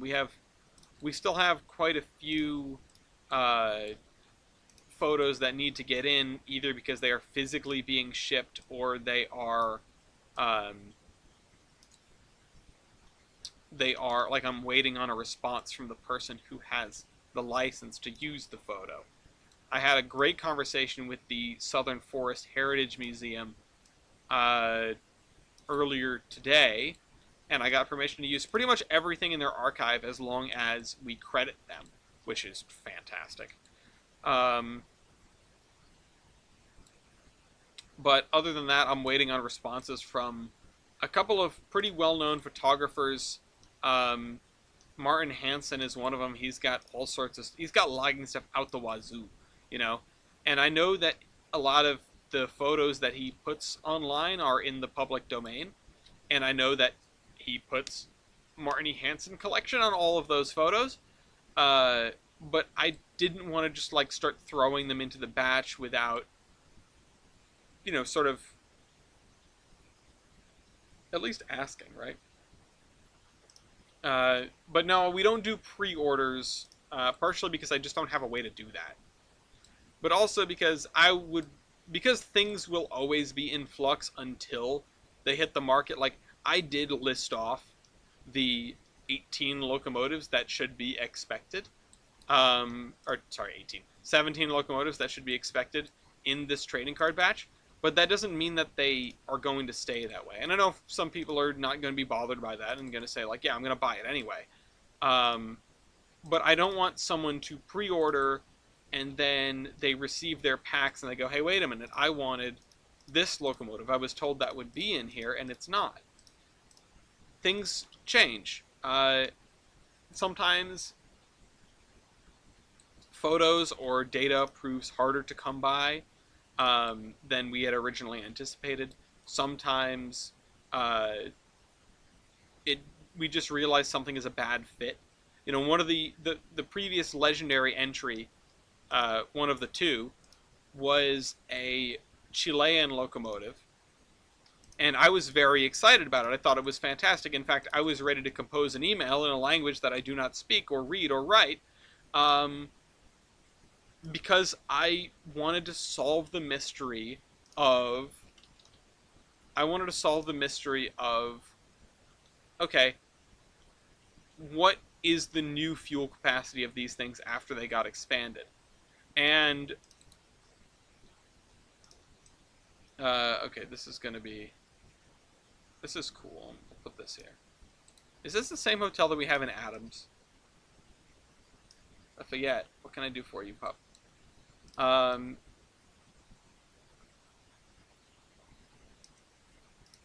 yeah, let's do this. Let's just have this in here. It looks pretty good there, honestly. I still want to have a little sort of cutout here. So we're going to swap these two roads with roads that are sidewalk on one side. Yeah, I later found out that that locomotive was never in logging service. Uh, I had been bamboozled. I had been told by somebody that, yes, here's the logging locomotive. It's very interesting. It's very unique. And come to find out, we were mistaken. So sometimes stuff has to change. Sometimes stuff has to change kind of last minute. I mean, Valley Railroad 40 being dropped from the batch is another such example. Again, I do not want to specify why, or cannot specify why this time. Partially because if if circumstances change, I don't want to be saying something and then going back on it. But it was just easier to ditch 40 out of the batch, find a replacement, which, again, we're still seeking at this very moment in the Discord. And, and just, if we end up, we may end up bringing in 40 later. We've already done 3025. We have representation of the Valley Railroad. It's not the end of the world. So, yeah, this things are always in flux. And because this is a hobby, right? Because at the end of the day, this is something that I'm doing for practically my own entertainment. For practically, like, I am just doing this because because I felt like I could do Steam Locomotive trading cards better than Steamtown. That's what it boils down to. Sorry, Steamtown, but your trading cards, you can't play Locomotive Versus with them, and therefore they are inferior to mine. This is the grass and mud is something I was looking for a while.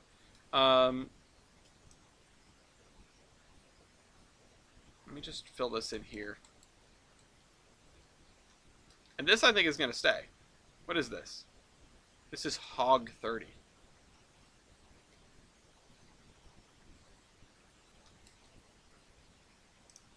Let's grab this. And let's do a...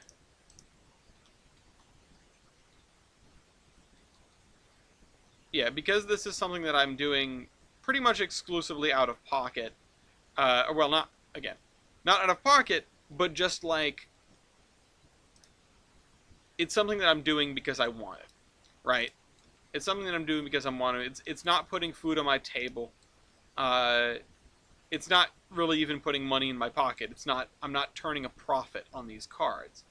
I sell them for basically as cheaply as I can sell them without actively losing money, and even then it comes a little close with shipping. Um, oh, shoot. Okay, hold on. I've made a mistake here. Nope. Can I grab the other one? Yes. Okay, cool. Because of that, there's no, like, imperative for pre-orders, you know? We don't, there sadly is not enough, traction out there to get us to sell out of a batch fast enough that pre-ordering is a necessity in order to get the hands on the cards that you want. But at the same time, and it's yeah, there's no reason. I don't know why my ability to use words is currently just falling apart, but I'm sure you understand the gist. Worrying about selling out is not a concern, and getting the money ahead of time to make the cards is not a concern. You know, when we were doing Kickstarter, different story, because I had to pay off Kickstarter and because it was the first time I had done it. Now doesn't matter too much. Now they'll get sold eventually. They have to just sit on the. They're just gonna sit in the box until I get to go to an event and until people pick them up. Speaking of which, the Providence Northern Model Railroad Club, my Model Railroad Club, is hosting a Scale Trainz meet and greet next month, April 22nd. If you are in the neighborhood, please drop by. And there will be trading cards for sale there. Again, ideally, we will have batch 4 for sale, but that is pretty pie in the sky. It assumes that we get all of the photos in like the next 10 days or so. The data is less of a concern because we have most of it, but the photos are definitely a concern. And then we get those cards printed, brought here, packaged, ready to go, all in the following 20 days or so. Graham, Graham, stop it. You have such a minuscule, not a minuscule role, but it's like, what am I trying to say? I feel like you are not the critical path, is what I'm trying to say. It's a very important thing that needs to get done. Obviously, the photos, if they don't look good, they don't look good. They're the centerpiece of the cards. But, no, in terms of time commitment, I feel like you have less work than anyone else.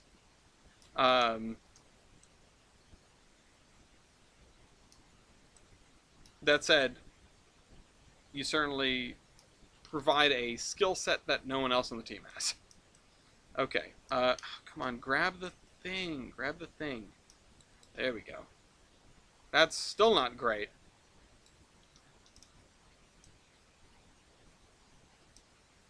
Ah, fine up. Come on. Get in there, and then you get in there. I hate doing these curbs.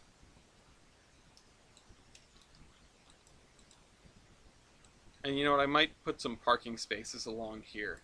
And, yeah.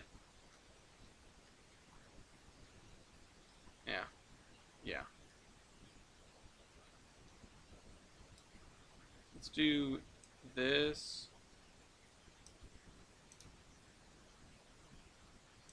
Let's do this. No, that doesn't work either. Yeah, the ultimate foamer spot. Yeah, I was thinking about that, right? This is great for that. It's a great hotel. Right, there we go. That's a little better. Although I would like to lower this. And yeah, I'm being really fiddly.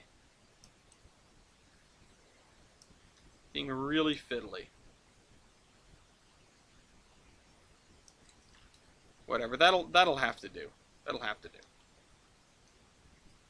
I maybe should have done it the other way. I wonder how Mason would have done it.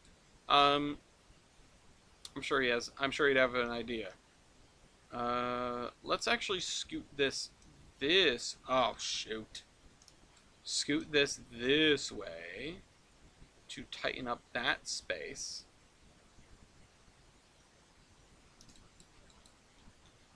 And then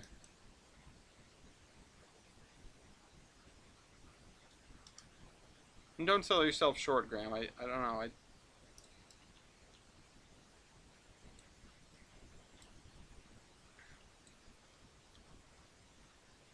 Sorry, I just like locked in on this for a second. But yeah, don't sell yourself and your skills short. Everybody is doing everyone is doing their part, right? Oh, this is on the wrong side. I did it on the wrong side. Wait, no. No, it's on the right side.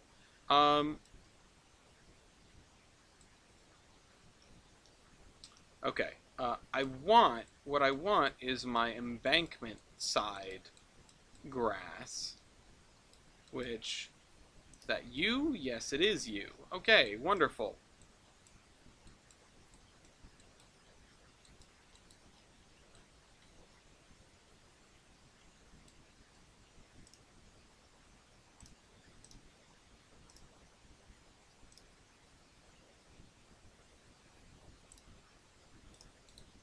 And then let's just do that. And grass out the wazoo. Okay. Yeah, it's a Y with a thing coming down the middle of it. This is a really complicated and annoying section of railroad.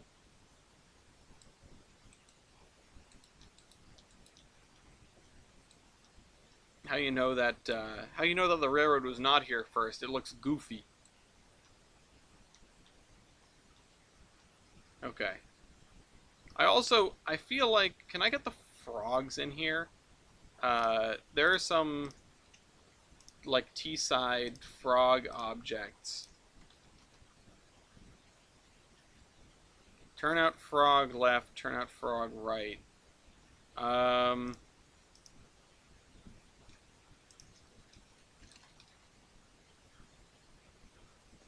check rail, 17 feet diamond. Perfect! I should build my club in Trainz, yes. That'd be really fun, actually. I mean, Trainz is a pretty powerful thing when it comes to doing model railroads, right?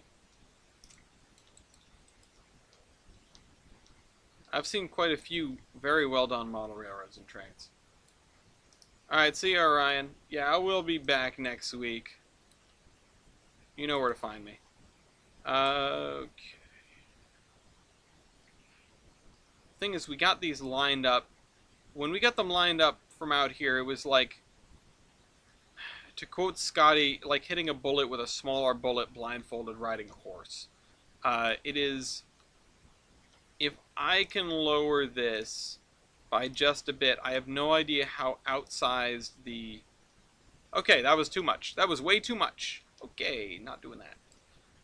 No, sorry, the PN is a real-life exclusive. We're going to have you actually show up to the place to run trains there. So,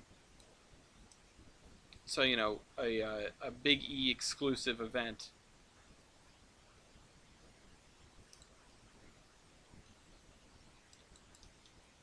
Alright, maybe up by just like one.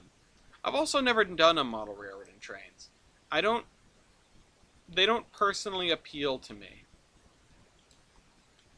Like, I'm here to make a world, right? That's my thing. Is I'm very much a world builder, and a model railroad, it has some interesting constraints on building a world, but at the same time, it's something that these are constraints that make it appeal a lot less to me. Instead of building out more landscape that's pretty, I'm spending my time building the edge of the room or whatever. And yeah, and I can definitely see how people think that's cool, and I don't really disagree with them because a well-made model railroad in Trainz honestly looks really sick. But perfect. Okay, I just need to not touch any of these spline points. I Except I'm going to have to because we have to put the bridge here. Son of a gun. Yeah, I don't know. It just doesn't tickle my fancy in the same way. Oh shoot. And this is getting an outsized response because of how steep this is. I mean, how steep is this? This is it's a whopping 0.96%.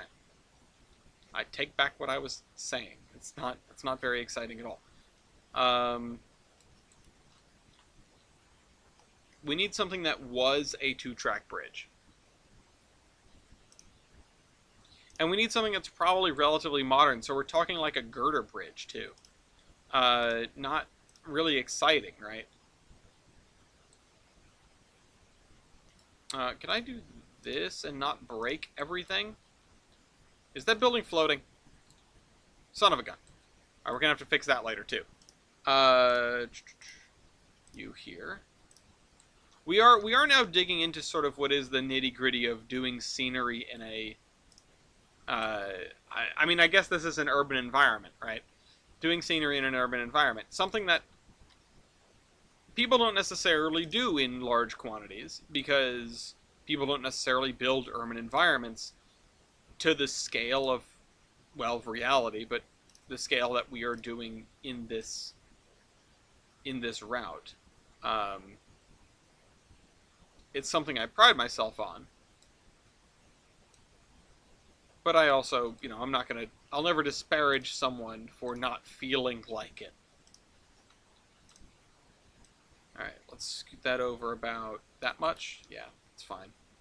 And I'll probably do this again. Smooth ground underselected. Okay. Really didn't change much, but that was never the point. Alright, let's look at a good girder bridge then.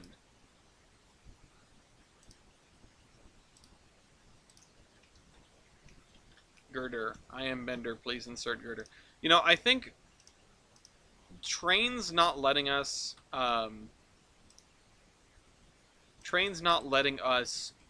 download directly from the Surveyor 2.0 menu. I think it's got to be like some kind of saving me from myself precaution, because I would have just started trying to download stuff immediately, and I surely would have crashed the game. Like, no two ways about it, I would have crashed the game. So, this can go up.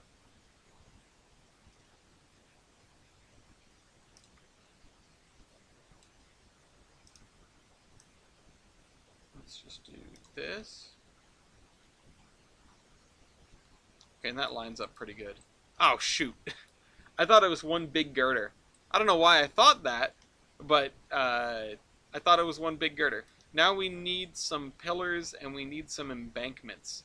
Oh, I should probably download all the BDW stuff. Like, all of it. If I don't have it downloaded already, I should download all the BDW stuff. Let's look here. What do I have for BDW? Nope, I didn't download it all. I should do that, like, now. I should do that yesterday, honestly. So why don't we spend... I hate to say this, but why don't we spend the rest of the episode doing that, and at the same time, we enter more of those cars in.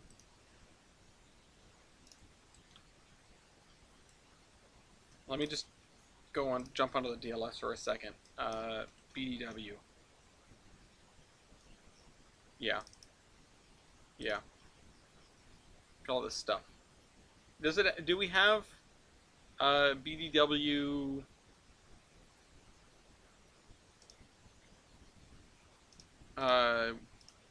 embankments, or not embankments, abutments, right? I'm just looking, I'm scrolling through the DLS really quick, and I'm checking.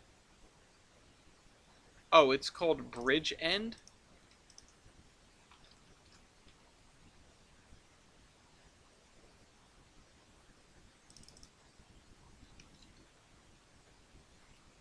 No. What? It says I have it installed. BDW DG bridge end. I thought that was deck girder.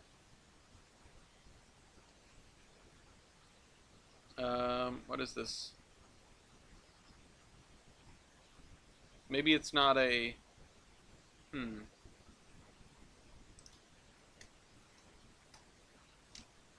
have nothing in here. Is it in here? It's in here? Oh, man. You're going to make me do all that work? Oh. BDW.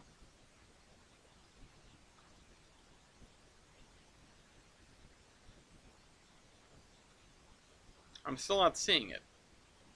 I can see it in Content Manager.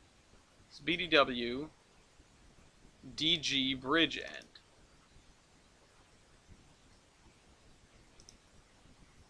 It's packaged.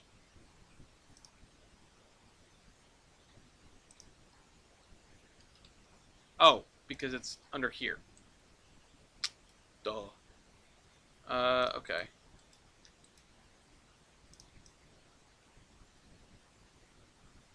Is this the right one? Looks like it's the right size. I feel like there are multiple schools of thought as to whether it's better to have these or the ones that clip to the track, the T-side object ones. I do have downloaded a lot of BDW stuff. I thought I had less. Let's actually do this in Surveyor 2.0 because of the way you can move the way you can move stuff. For example, scooting this out to here, and then scooting this. Oh no.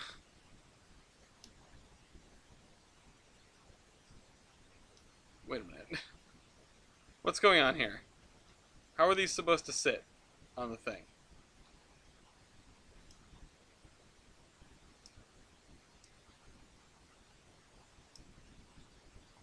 Okay, not inside the thing like that. I guess... No, it's slightly too wide. Hold on, am I using the wrong one? Come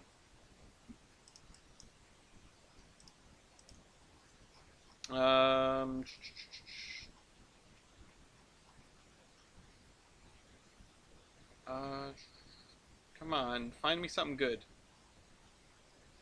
What was it? DG bridge end.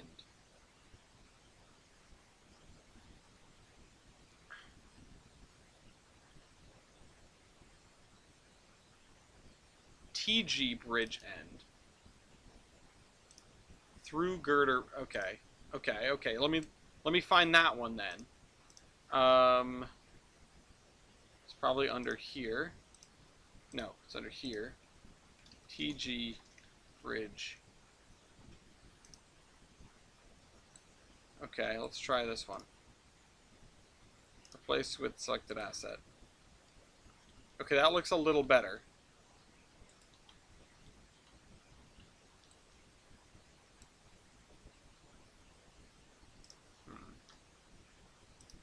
Nope. What in the Sam hell did I just do? Wait, what? What am I doing? What in the... What? Come on now. I want to move it up. Okay. There we go. That's what I'm talking about. Scoot this over to here. And now it should be lined up so that if I do this,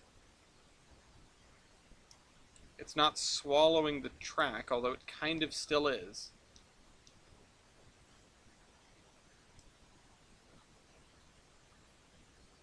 Why are you doing this? The fact that it's so far down, when I grab the vertical thing, it just wants to like shift it towards me. It's like I'm grabbing the indicator that it's below ground.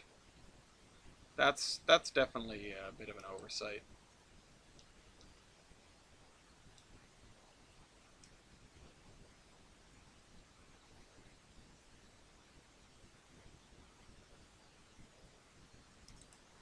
Okay. How does that look? It looks like it is too low. Okay.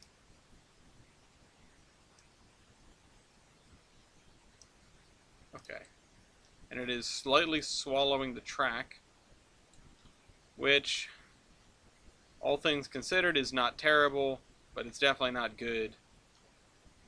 Can I just lower this by the tiniest amount? Is it eating the bits of the bridge, or is it just perfectly on the cusp? No, it was pretty much just right on the edge. Okay. Hey, what kind of whiffcraft is this? This isn't Trainz, this is Blender. I know, Surveyor 2.0 is a pathway to what people would describe to be unnatural, or whatever the line is. Hello, Bryson. Oh, I've made a copy by accident.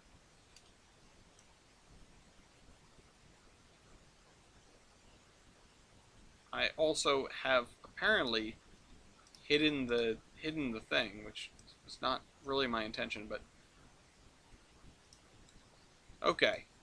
That looks a lot better now that we canted the abutment just the tiniest bit.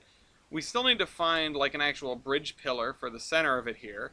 Did you do my dirt track idea earlier and I missed it? No, I'm not entirely sure what to do with that, honestly. I have it over. I have the space blocked out for it. I haven't done anything with it yet. It will be a.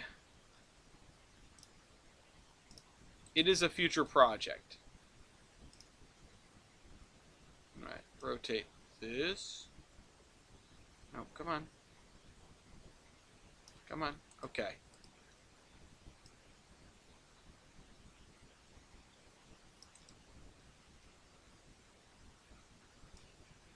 Okay. And I could probably actually scoot this. Well, it's got to come up a little bit because it's not swallowing the tracks yet, so I know it's too low. The bridge can come out a little ways because we have room for that here, like so. This can get scooted over like this. Is it cupping it? Looks like it is. And the tracks are going up, but even still, I don't want this to sort of stick up as much, so I'm going to tuck it. Oh, wrong way.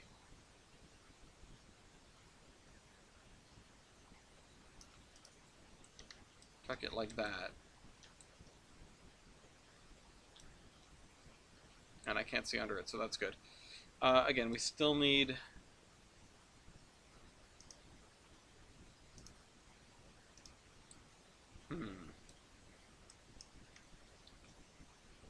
BDW, Truss Pier, Truss Bridge End, Truss Bridge Scoot End, Erie Crossover Bridge.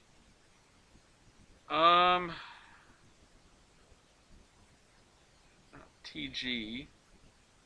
So some of these underpass bridges and things are very nice. I mean, obviously, PDW stuff is all fantastic. I might even have wanted to use something like this if it was the right size.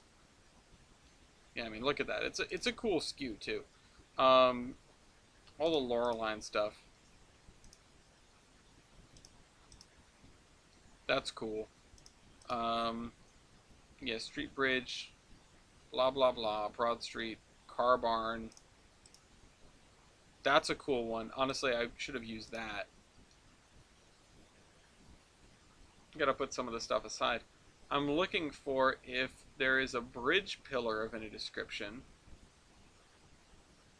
or if I'm gonna have to drop one in and mess with it. So let's look at the stuff that we don't have downloaded. Nope, that's a bridge. That's a pole. Shark nose pole, I have no idea what that means. More bridges, DNL stuff, no. So, it looks like this girder bridge was only ever designed to be, like, one piece. One span. Because he didn't get a thing for the middle of it. Which means we've got to sort of improvise. We've got to figure out what we can do here. There are only so many that exist. I mean, the fact that we're in Surveyor 2.0 means that we might be able to get away with some more stuff, like this. That's a little bit maybe too big for our purposes. Um, this is the only one in... Okay, animated. This is the only one in here. If we look at trackside objects, we look at pillar. Apparently there's only one thing.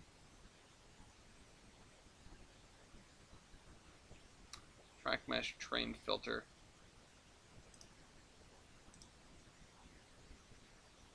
Scenery splines. It's interesting. Let's jump back into Surveyor Classic with our search filter, because I feel like I know a little bit better of what to look for. I mean, if I look for pillar here, I probably find the same stuff, right? I just can see it a little worse. And if I throw this into here, then I just have that, which is weird because I thought we had a bunch of other ones.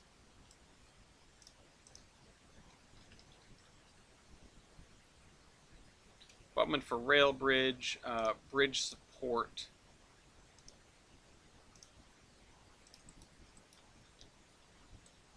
Yeah, see, this is something that I would kind of like to have.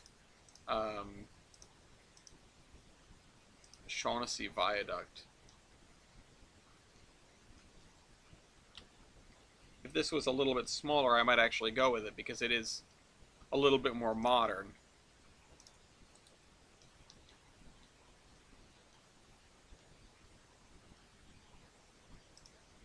I just don't know what is the best thing to do here, because this bridge, it's just not made for this.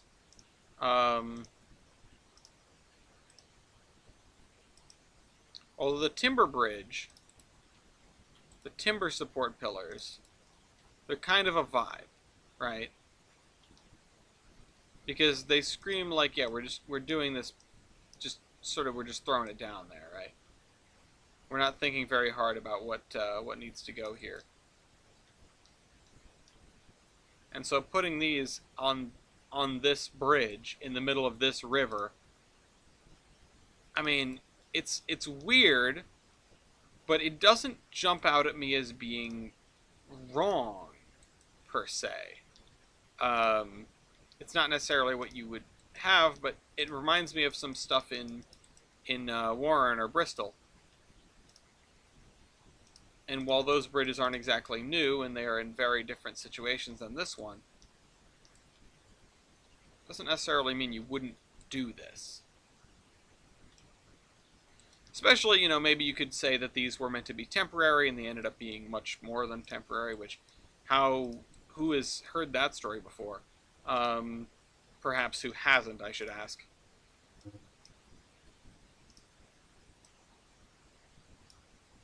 Nope. Don't know why you'd go to that one. Nope, don't know why you'd go to that one. There we go.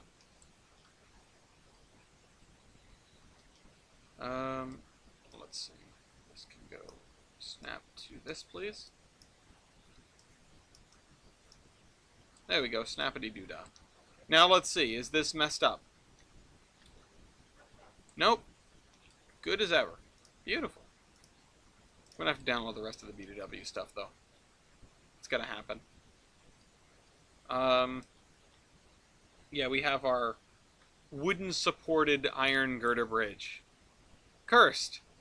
But some things be like that. Let's see.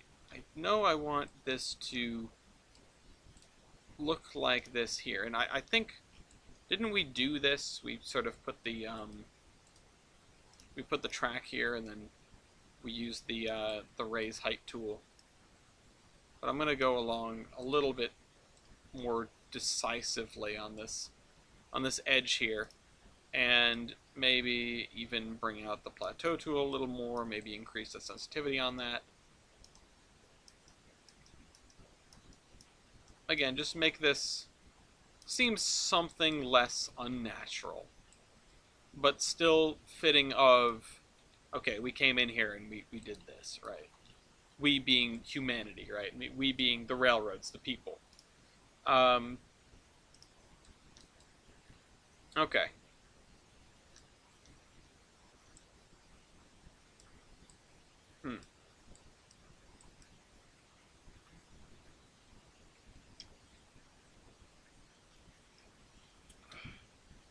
Need another drink. At some point, we're going to have to go through and replace a whole bunch of these,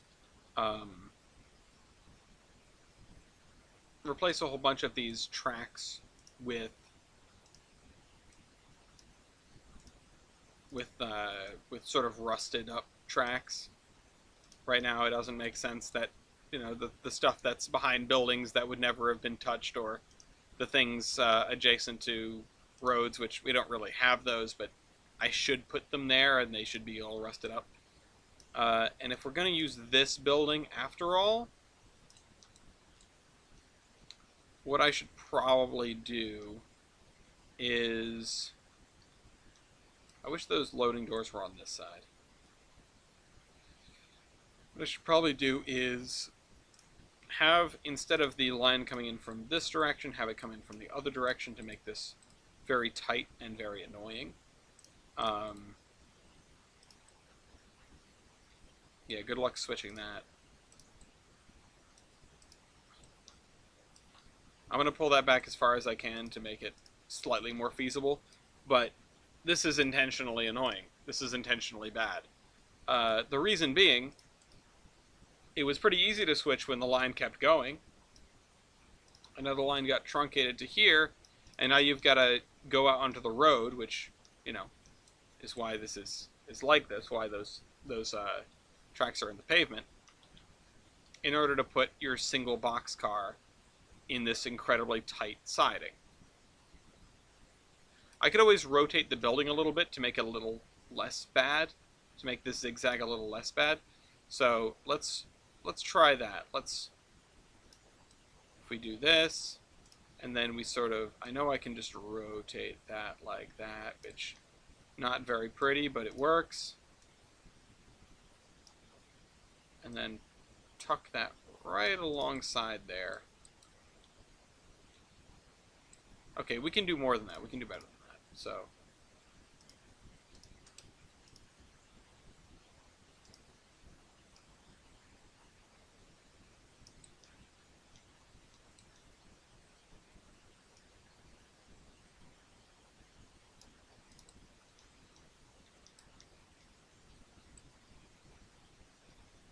okay, and I can actually probably slide this a little bit this way,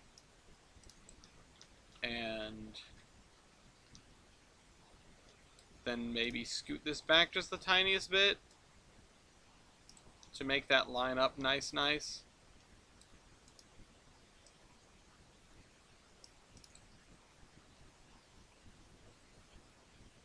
Yeah, and we're only going to be putting one boxcar in there at a time, so you could fit an 060 and a boxcar and still have this be serviceable.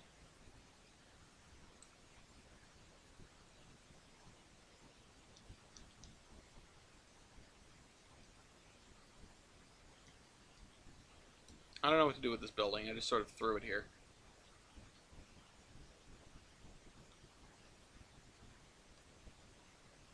Let's see, what's next? There are some BDW buildings still that I'd like to throw in here. Maybe not here, but in the vicinity, in the neighborhood. I feel like we've got pretty much all the industries we're going to be able to get in this section done, down, built. As we get a little bit further up the river, we need to have a campus of some description here, and then this whole jumble needs to get figured out. But that is, you know, that is a problem for another time as we work our way up the river. We also have to do this intersection. Welcome back, Mew. We also have to do this intersection, and while we're here, we might as well take care of some of our track extensions, our invisible extensions, off of the end of these stubs that I've just put in. This one in particular is the one that I can see, but I know there are others. Like the other one we just built. Like this one. Kind of tacky using the same building, like right next to, you know, like this. But at least this one's clipped into something. This looks outrageously good. I'm gonna be honest, this looks real. I'm really happy with the way this came out. Um, and this building I almost used 3 separate times in this town. It's a really nice, it's a good building. I like it more than I like these two because these two are too distinct. They look too good. They look really, really good.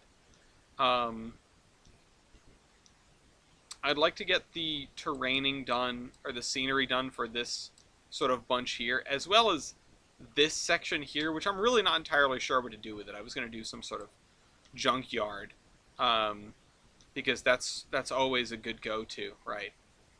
Um, in fact, I could even make a little spur off the side of here to, to do the junkyard. Junkyard is such a staple of model railroading. It's crazy, because everybody likes junk in model railroading. That's why everyone's obsessed with junk. Um, these three need to come together to make that other building, the like ammunition factory, and having boxcars go from there to the military base out on the Mansfield Branch Railroad makes tons of sense. It would be a really nice like central, what have you. Um, this looks very good. Closing the gap here is probably going to be smart. I can almost get a good shot in one of these directions, but not quite, because I need to fill in grass and dirt and trees over here.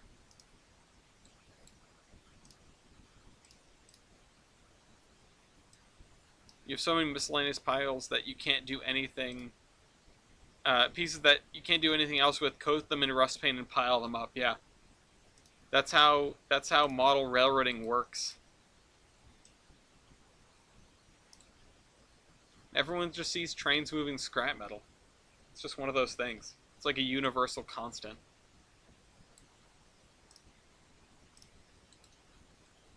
Alright, let's just do this around back here. I kind of want to drop like some sort of administration building in here. I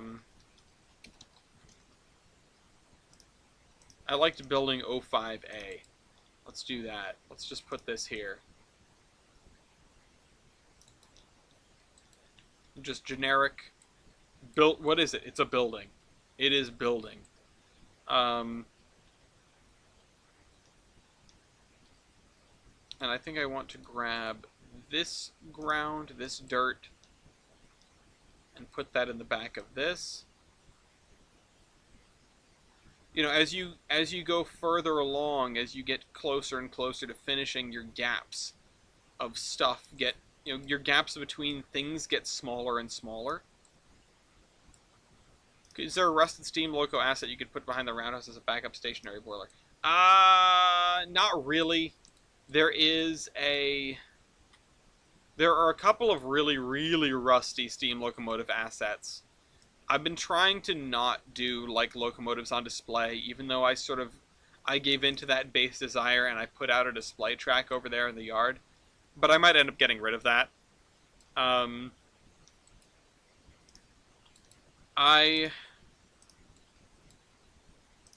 Yeah, I don't know.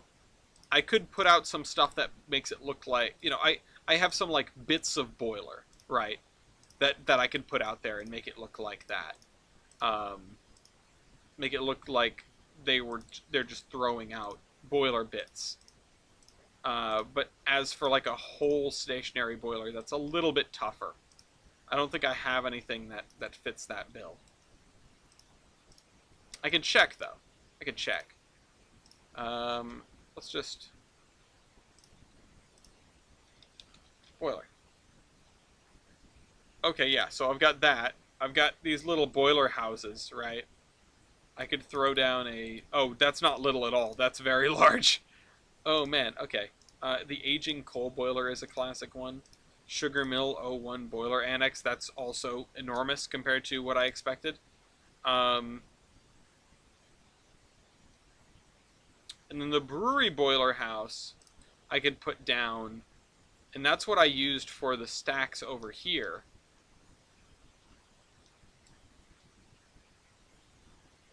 Yeah, a really old loco, yeah.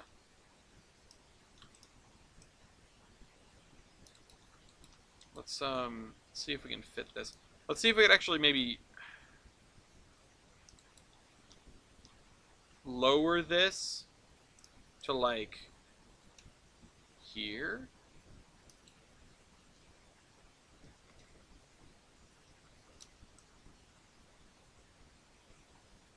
The problem is you start clipping windows.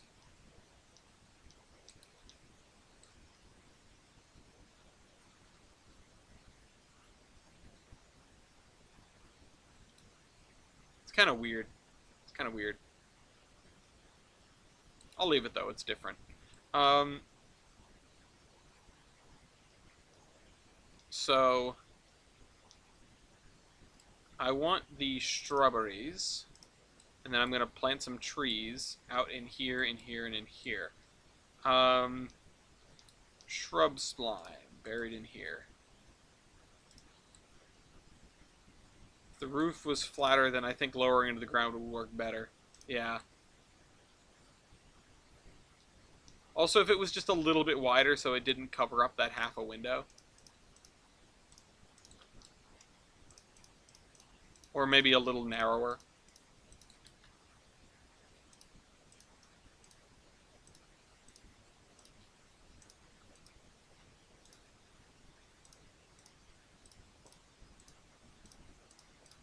Okay.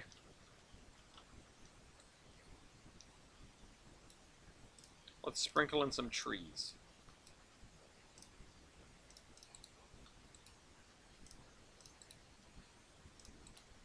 Hello, Jebediah. Welcome to the party. It's a nice little party today. Just like the Terminus, we're rocking it at a smooth, steady pace tonight. No. Can I get the birch tree? They're all buried. There we go. Birch.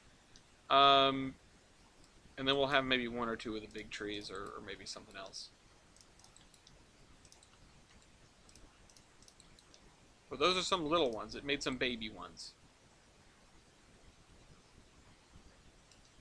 And then I like how it's showing it in the fall colors. I know there hasn't been an update. It's weird when stuff in Trainz changes, and it's clear to me that there hasn't been an update. I get a little weirded out because I'm like, is the game self-destructing? Is it falling apart? Are we going to lose the route? But no, it's just Trainz being weird right now. Sometimes it shows it in spring, sometimes it shows it in fall. And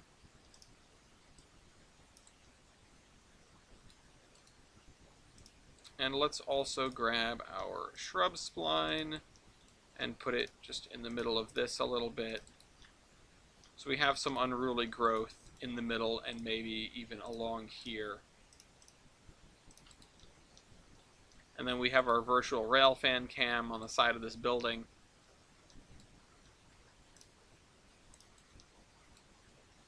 Okay, let's put this here. I'm probably also going to do chain link around around the side of this building. You know what? I want a little tree. I need a tiny little tree. What about a little baby birch? Nope, that's not a baby. The multi-stem birches are the best. But can I? No. I'm just going to have to place until I get a little baby one. There we go.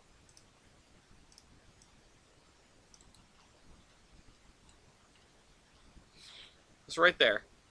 And that's going to be coming out of the fence. So let's do the fence. Let's get a chain link fence. Chain link. This is going to look sort of like a place in Chicago that belongs to Metra that I just walked into with impunity.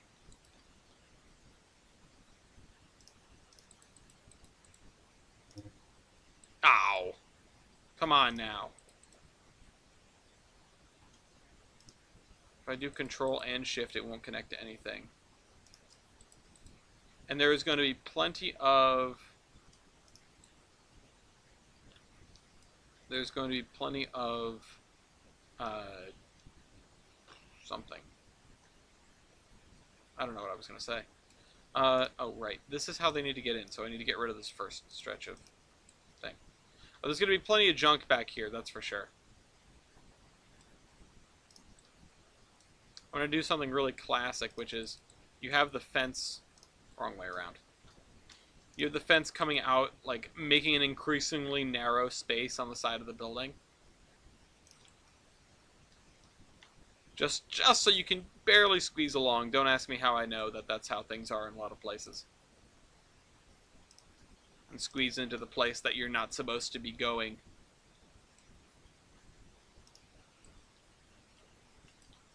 There we go.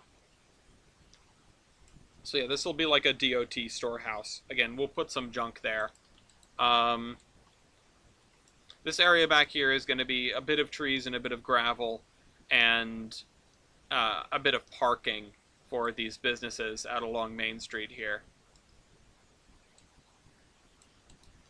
We also have this, which again, I'm not super happy with this building being here. I might swap in a different one, maybe one of the BDW ones we just found, because some of those are actually really nice, and I've never seen them before. I don't think I've noticed them before. I need to download all the rest of the BDW stuff. Let's just fill that in with grass.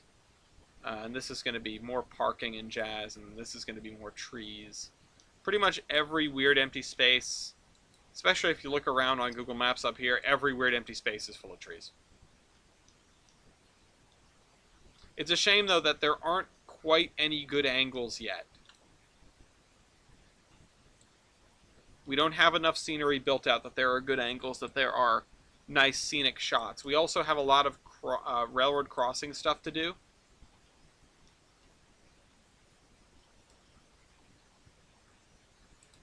Alright, let's see. Also, I never really even established that this station was active. I suppose it is, but it would be kind of funny because you're going to get on a train here. Right, well, and the train would originate probably, this has got to be really annoying. So you dig the Pacific out of the roundhouse, you pick up cars out of this yard here, maybe, because this is your facility for that. You don't even really have a space to work on coaches because this shop is so damn small. So maybe I'll have to put some other shop buildings somewhere. And, you know, then you run it out to here, back at least as far as here or so, just so you can use the crossover. Run it down to here. You know, hopefully you put your engine on the right end. Hopefully you had that in mind when you started moving. And then you pick up your first set of passengers here that are probably transfers from mainline trains. Run up this way.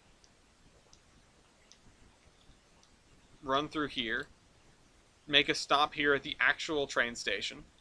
I mean, this is this is the South Bellington train station. That's the Bellington train station. And then you head out across the bridge and down the line. Which is a hell of a lot of work to go from here to here.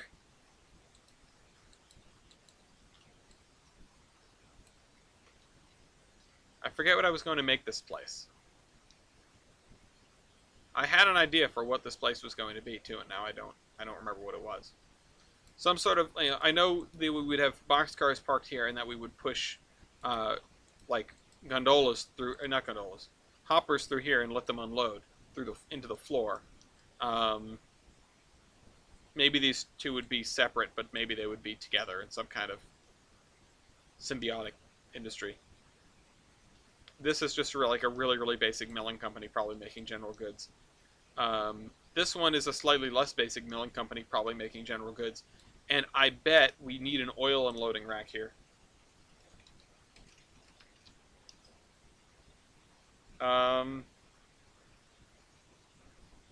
Where's the rack? Also, am I sitting too tall? No, yeah, my head is touching the top of the thing. If I move it all, like, I wish this followed me, because, what is JR? We're just getting all the JR stuff? What? Oh, oil loading rack.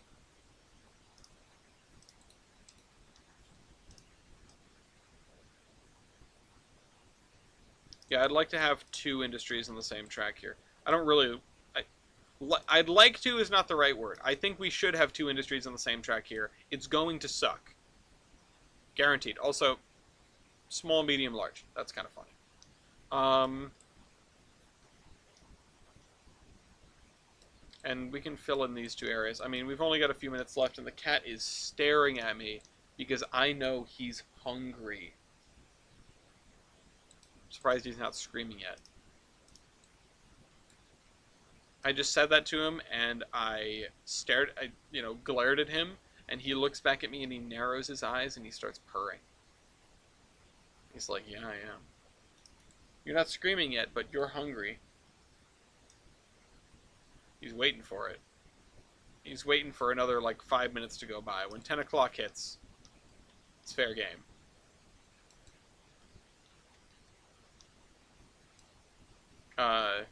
He's always internally screaming, yeah. I was surprised how much he didn't react when he saw the trimmed Lafayette. Okay, there we go.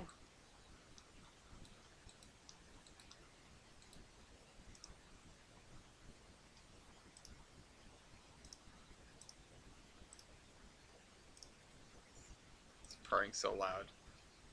Squint is the cat, blink, which means he loves you. Okay. I'll take your word for it. I mean, I know he loves me anyway. He's the most chill cat. He's the best cat ever.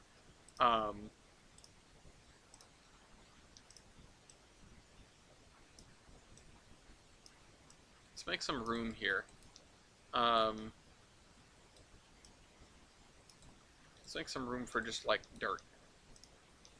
Dirt turnaround. And Mason mentioned about being able to sink these into the ground. Or,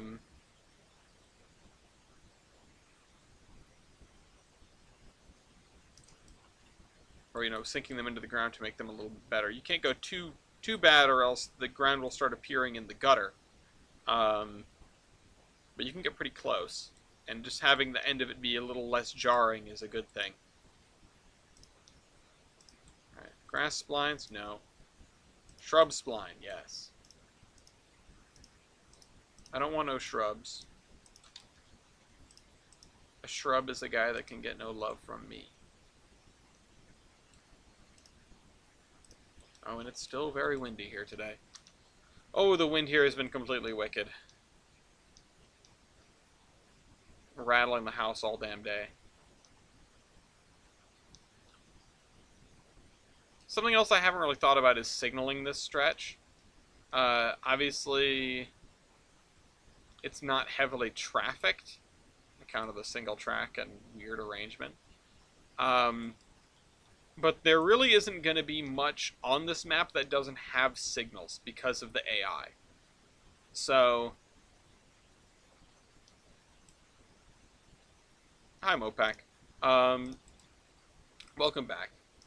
Yeah, there's probably not going to be much, if anything, on this map that isn't signaled, or isn't signalized. And the reason for that, of course, is that the AI needs the signals to function. I'm not a big proponent of invisible signals, unless I'm using them to end the track. You know what? I'm going to put a spline point right here before the crossing, and then I'm going to delete both of those. Oh, you know what else I should do, though? I should make a note of where this crosses here, so I can have a little bit more environmental storytelling. Get my Bethesda on, right? And we were talking about the poll to replace Valley Railroad 40. By the way, that is currently it looks like Eureka Western or OP&E 19 is winning. I also put in some votes for other things, and I will have to make another pass through. I I like the Bonhomme Hattiesburg Southern thing, but I also like the California Western thing because it's got such stubby little wheels. It's adorable. Um, but you can check that out on our Discord for those who don't know. If you are watching the VOD and get to this point, which I suppose is a rare combination. Okay, let's do that. Let's do that. Let's do that.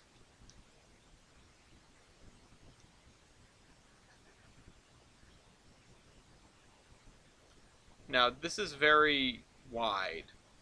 And I was tempted to do this I was tempted to do this not with land, right? I wanted to do it with like embankment or whatever, splines. But I'm just not sure if it's worth the effort. I think this is acceptable enough. I mean, I suppose I could also throw it into HD terrain and blow up the entire route, but I'm not big on that.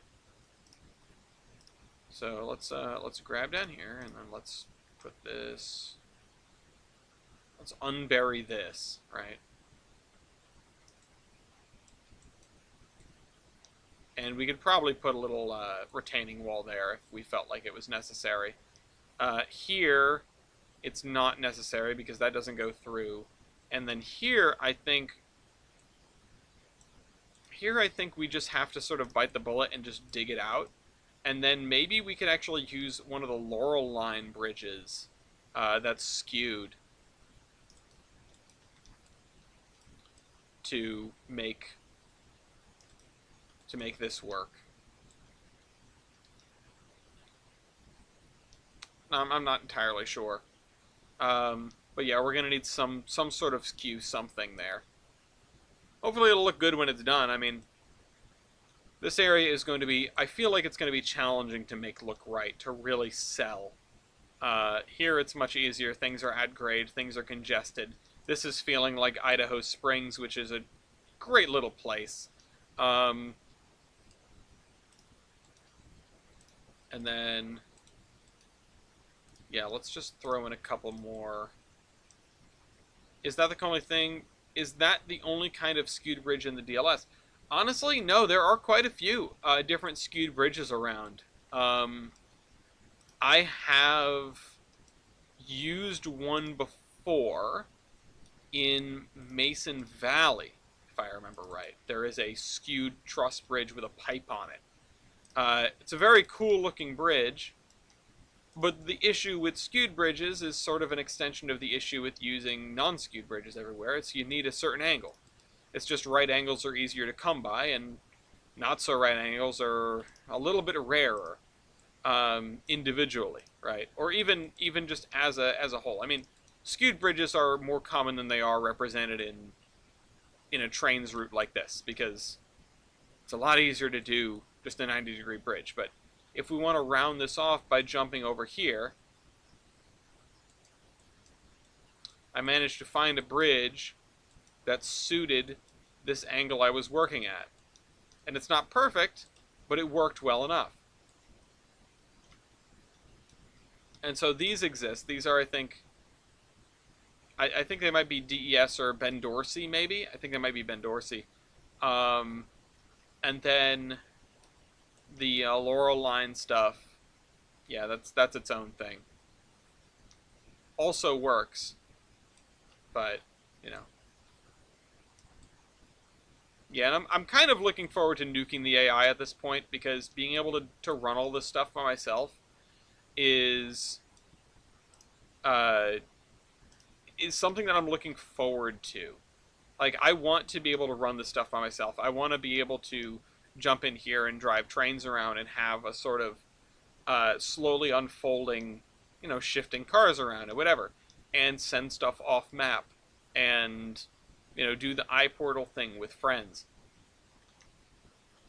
Now, that's going to be a lot of work just to get it in that fit state, but hopefully, hopefully it's worth the effort, and somewhere down the line we'll be able to return to somewhere down the line we'll be able to return to doing AI and um, making this the fully automated route that we were planning on building, that I've been planning on building. I'm still very, very happy with this town. It's not perfect by any stretch of the imagination, and I probably need to up the capacity on this because I really like scrapyards. But I mean, even that, like, I've never had my render distance turned up enough to see the radio station sticking out there. And yeah, it should be at the top of the mountain, but if it just serves the town, then it's got, like, the whole mountain as, like, a giant parabolic antenna to point the signal in this direction. And, man, I love that. Anyway, yeah, there are still chunks over here that have yet to be completed. Um, like this. I don't know why I never bothered to finish this. I really wasn't sure what to do with it. I should probably just fill it with trees and call it a day. Um, but, this is, I'm Commander Shepard, and this is my favorite town on the Citadel. Between this and Mason's Landing and Pan Am, and Olive I'm not super impressed with, but Olive was a great start. And then this, just the street network, just having this street network done. What's the meat traffic on Tolburn look like? Is it like the IC where it has priority over all trains? Well, most of your meat processing is actually done here, so it would be under the purview of the it would be under the purview of the Mansfield Branch Railroad, which, yeah, it probably would be the highest priority on the system, above the passenger trains. And then, yeah, when you leave here, it probably would just go, I mean, there would be meat trains to everywhere, right, because everywhere needs the meat. But, yeah, along the Gilson Eastern, no, this right here is the meat packing plant. Sorry, what I should say is the livestock is coming here, and yes, then the meat goes out of here along the main line. And it would be a pretty high priority train, I would imagine. But also, I could imagine that because the traffic is so frequent along the Gilson Eastern, it could be lumped into relatively high priority manifest trains because they're not worried. They figure that they move trains efficiently enough that it will get to where it needs to go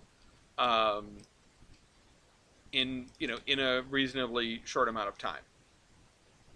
And yeah, manifest with that would get higher priority, but they're not going to get routed around passenger trains and stuff.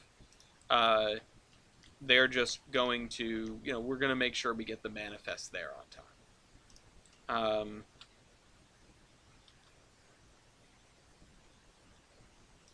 You could see how that could backfire, right? But, oh no, here we go again.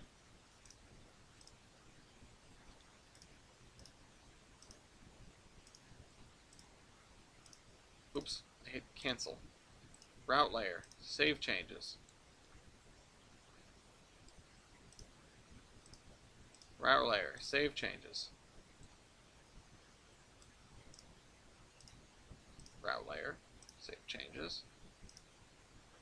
Okay, that's already route layer. That's already route layer.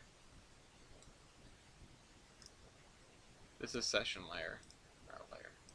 God, this has been like this for a while. This has been screwed up for a long time. Route layer, save changes. I forgot to hit save changes on that one. Anyway, yeah, no, you're right. I didn't even really think about the priority of meat traffic, but that is pretty damn important. And then, yeah, this is going to be a whole thing. I'm pretty happy with the progress that has been made today. I'm very happy that from the quote-unquote center of town here, we sort of have the beginning of a scenery explosion, right? And this has still got a long way to come. Even this relatively small area has a long way to come. But if we put the camera like this,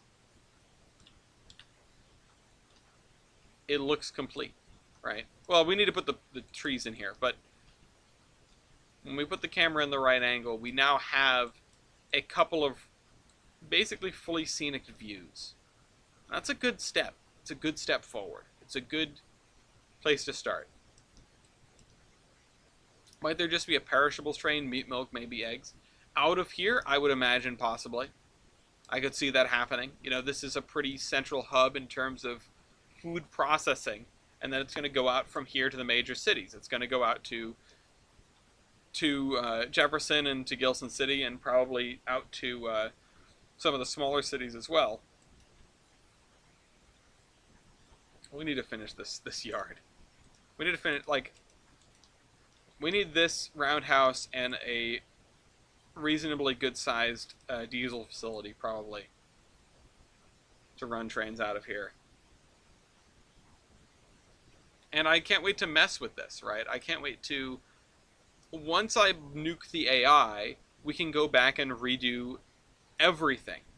We can redo placements of track marks. We can do rename switches and signals. We can redo the interlocking towers from the ground up.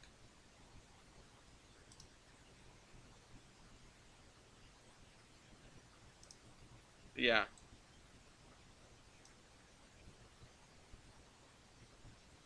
I like this arrangement. Oh yeah, and here's the little display track. I don't know if I'm gonna put anything there. I don't think I will. I might just convert it to some rusty track and leave it at that. Maybe make it look like there was some loading dock there for like taking stuff off of a truck and loading it onto the tracks, like directly, like taking delivery of a freight car or locomotive or something. Which that would be kind of ridiculous in this era, because you don't have trucks moving trains, you have trains moving trains, but just having a loading dock is something. I should wrap up. I'm past time. I'm overdue. I'm in a rabbit stew. Just put that there. And, oh, I'm back. Quick question. Do I have permission to plug your trading cards on my mother's stream? You can plug trading cards wherever you want. Be my guest. I would appreciate it above and beyond. It's up to you to determine if appropriate, you know, time and way to advertise. But yeah, if you have an audience, if you have people that you think might be interested, point them at our trading cards, theironhorseman.com. We've still got plenty of Batch 3 kicking around, and Batch 4 is coming soon. And with that, I'll wrap it up. I hope you guys enjoyed this video, and I'll see you next week. This is the Admiral,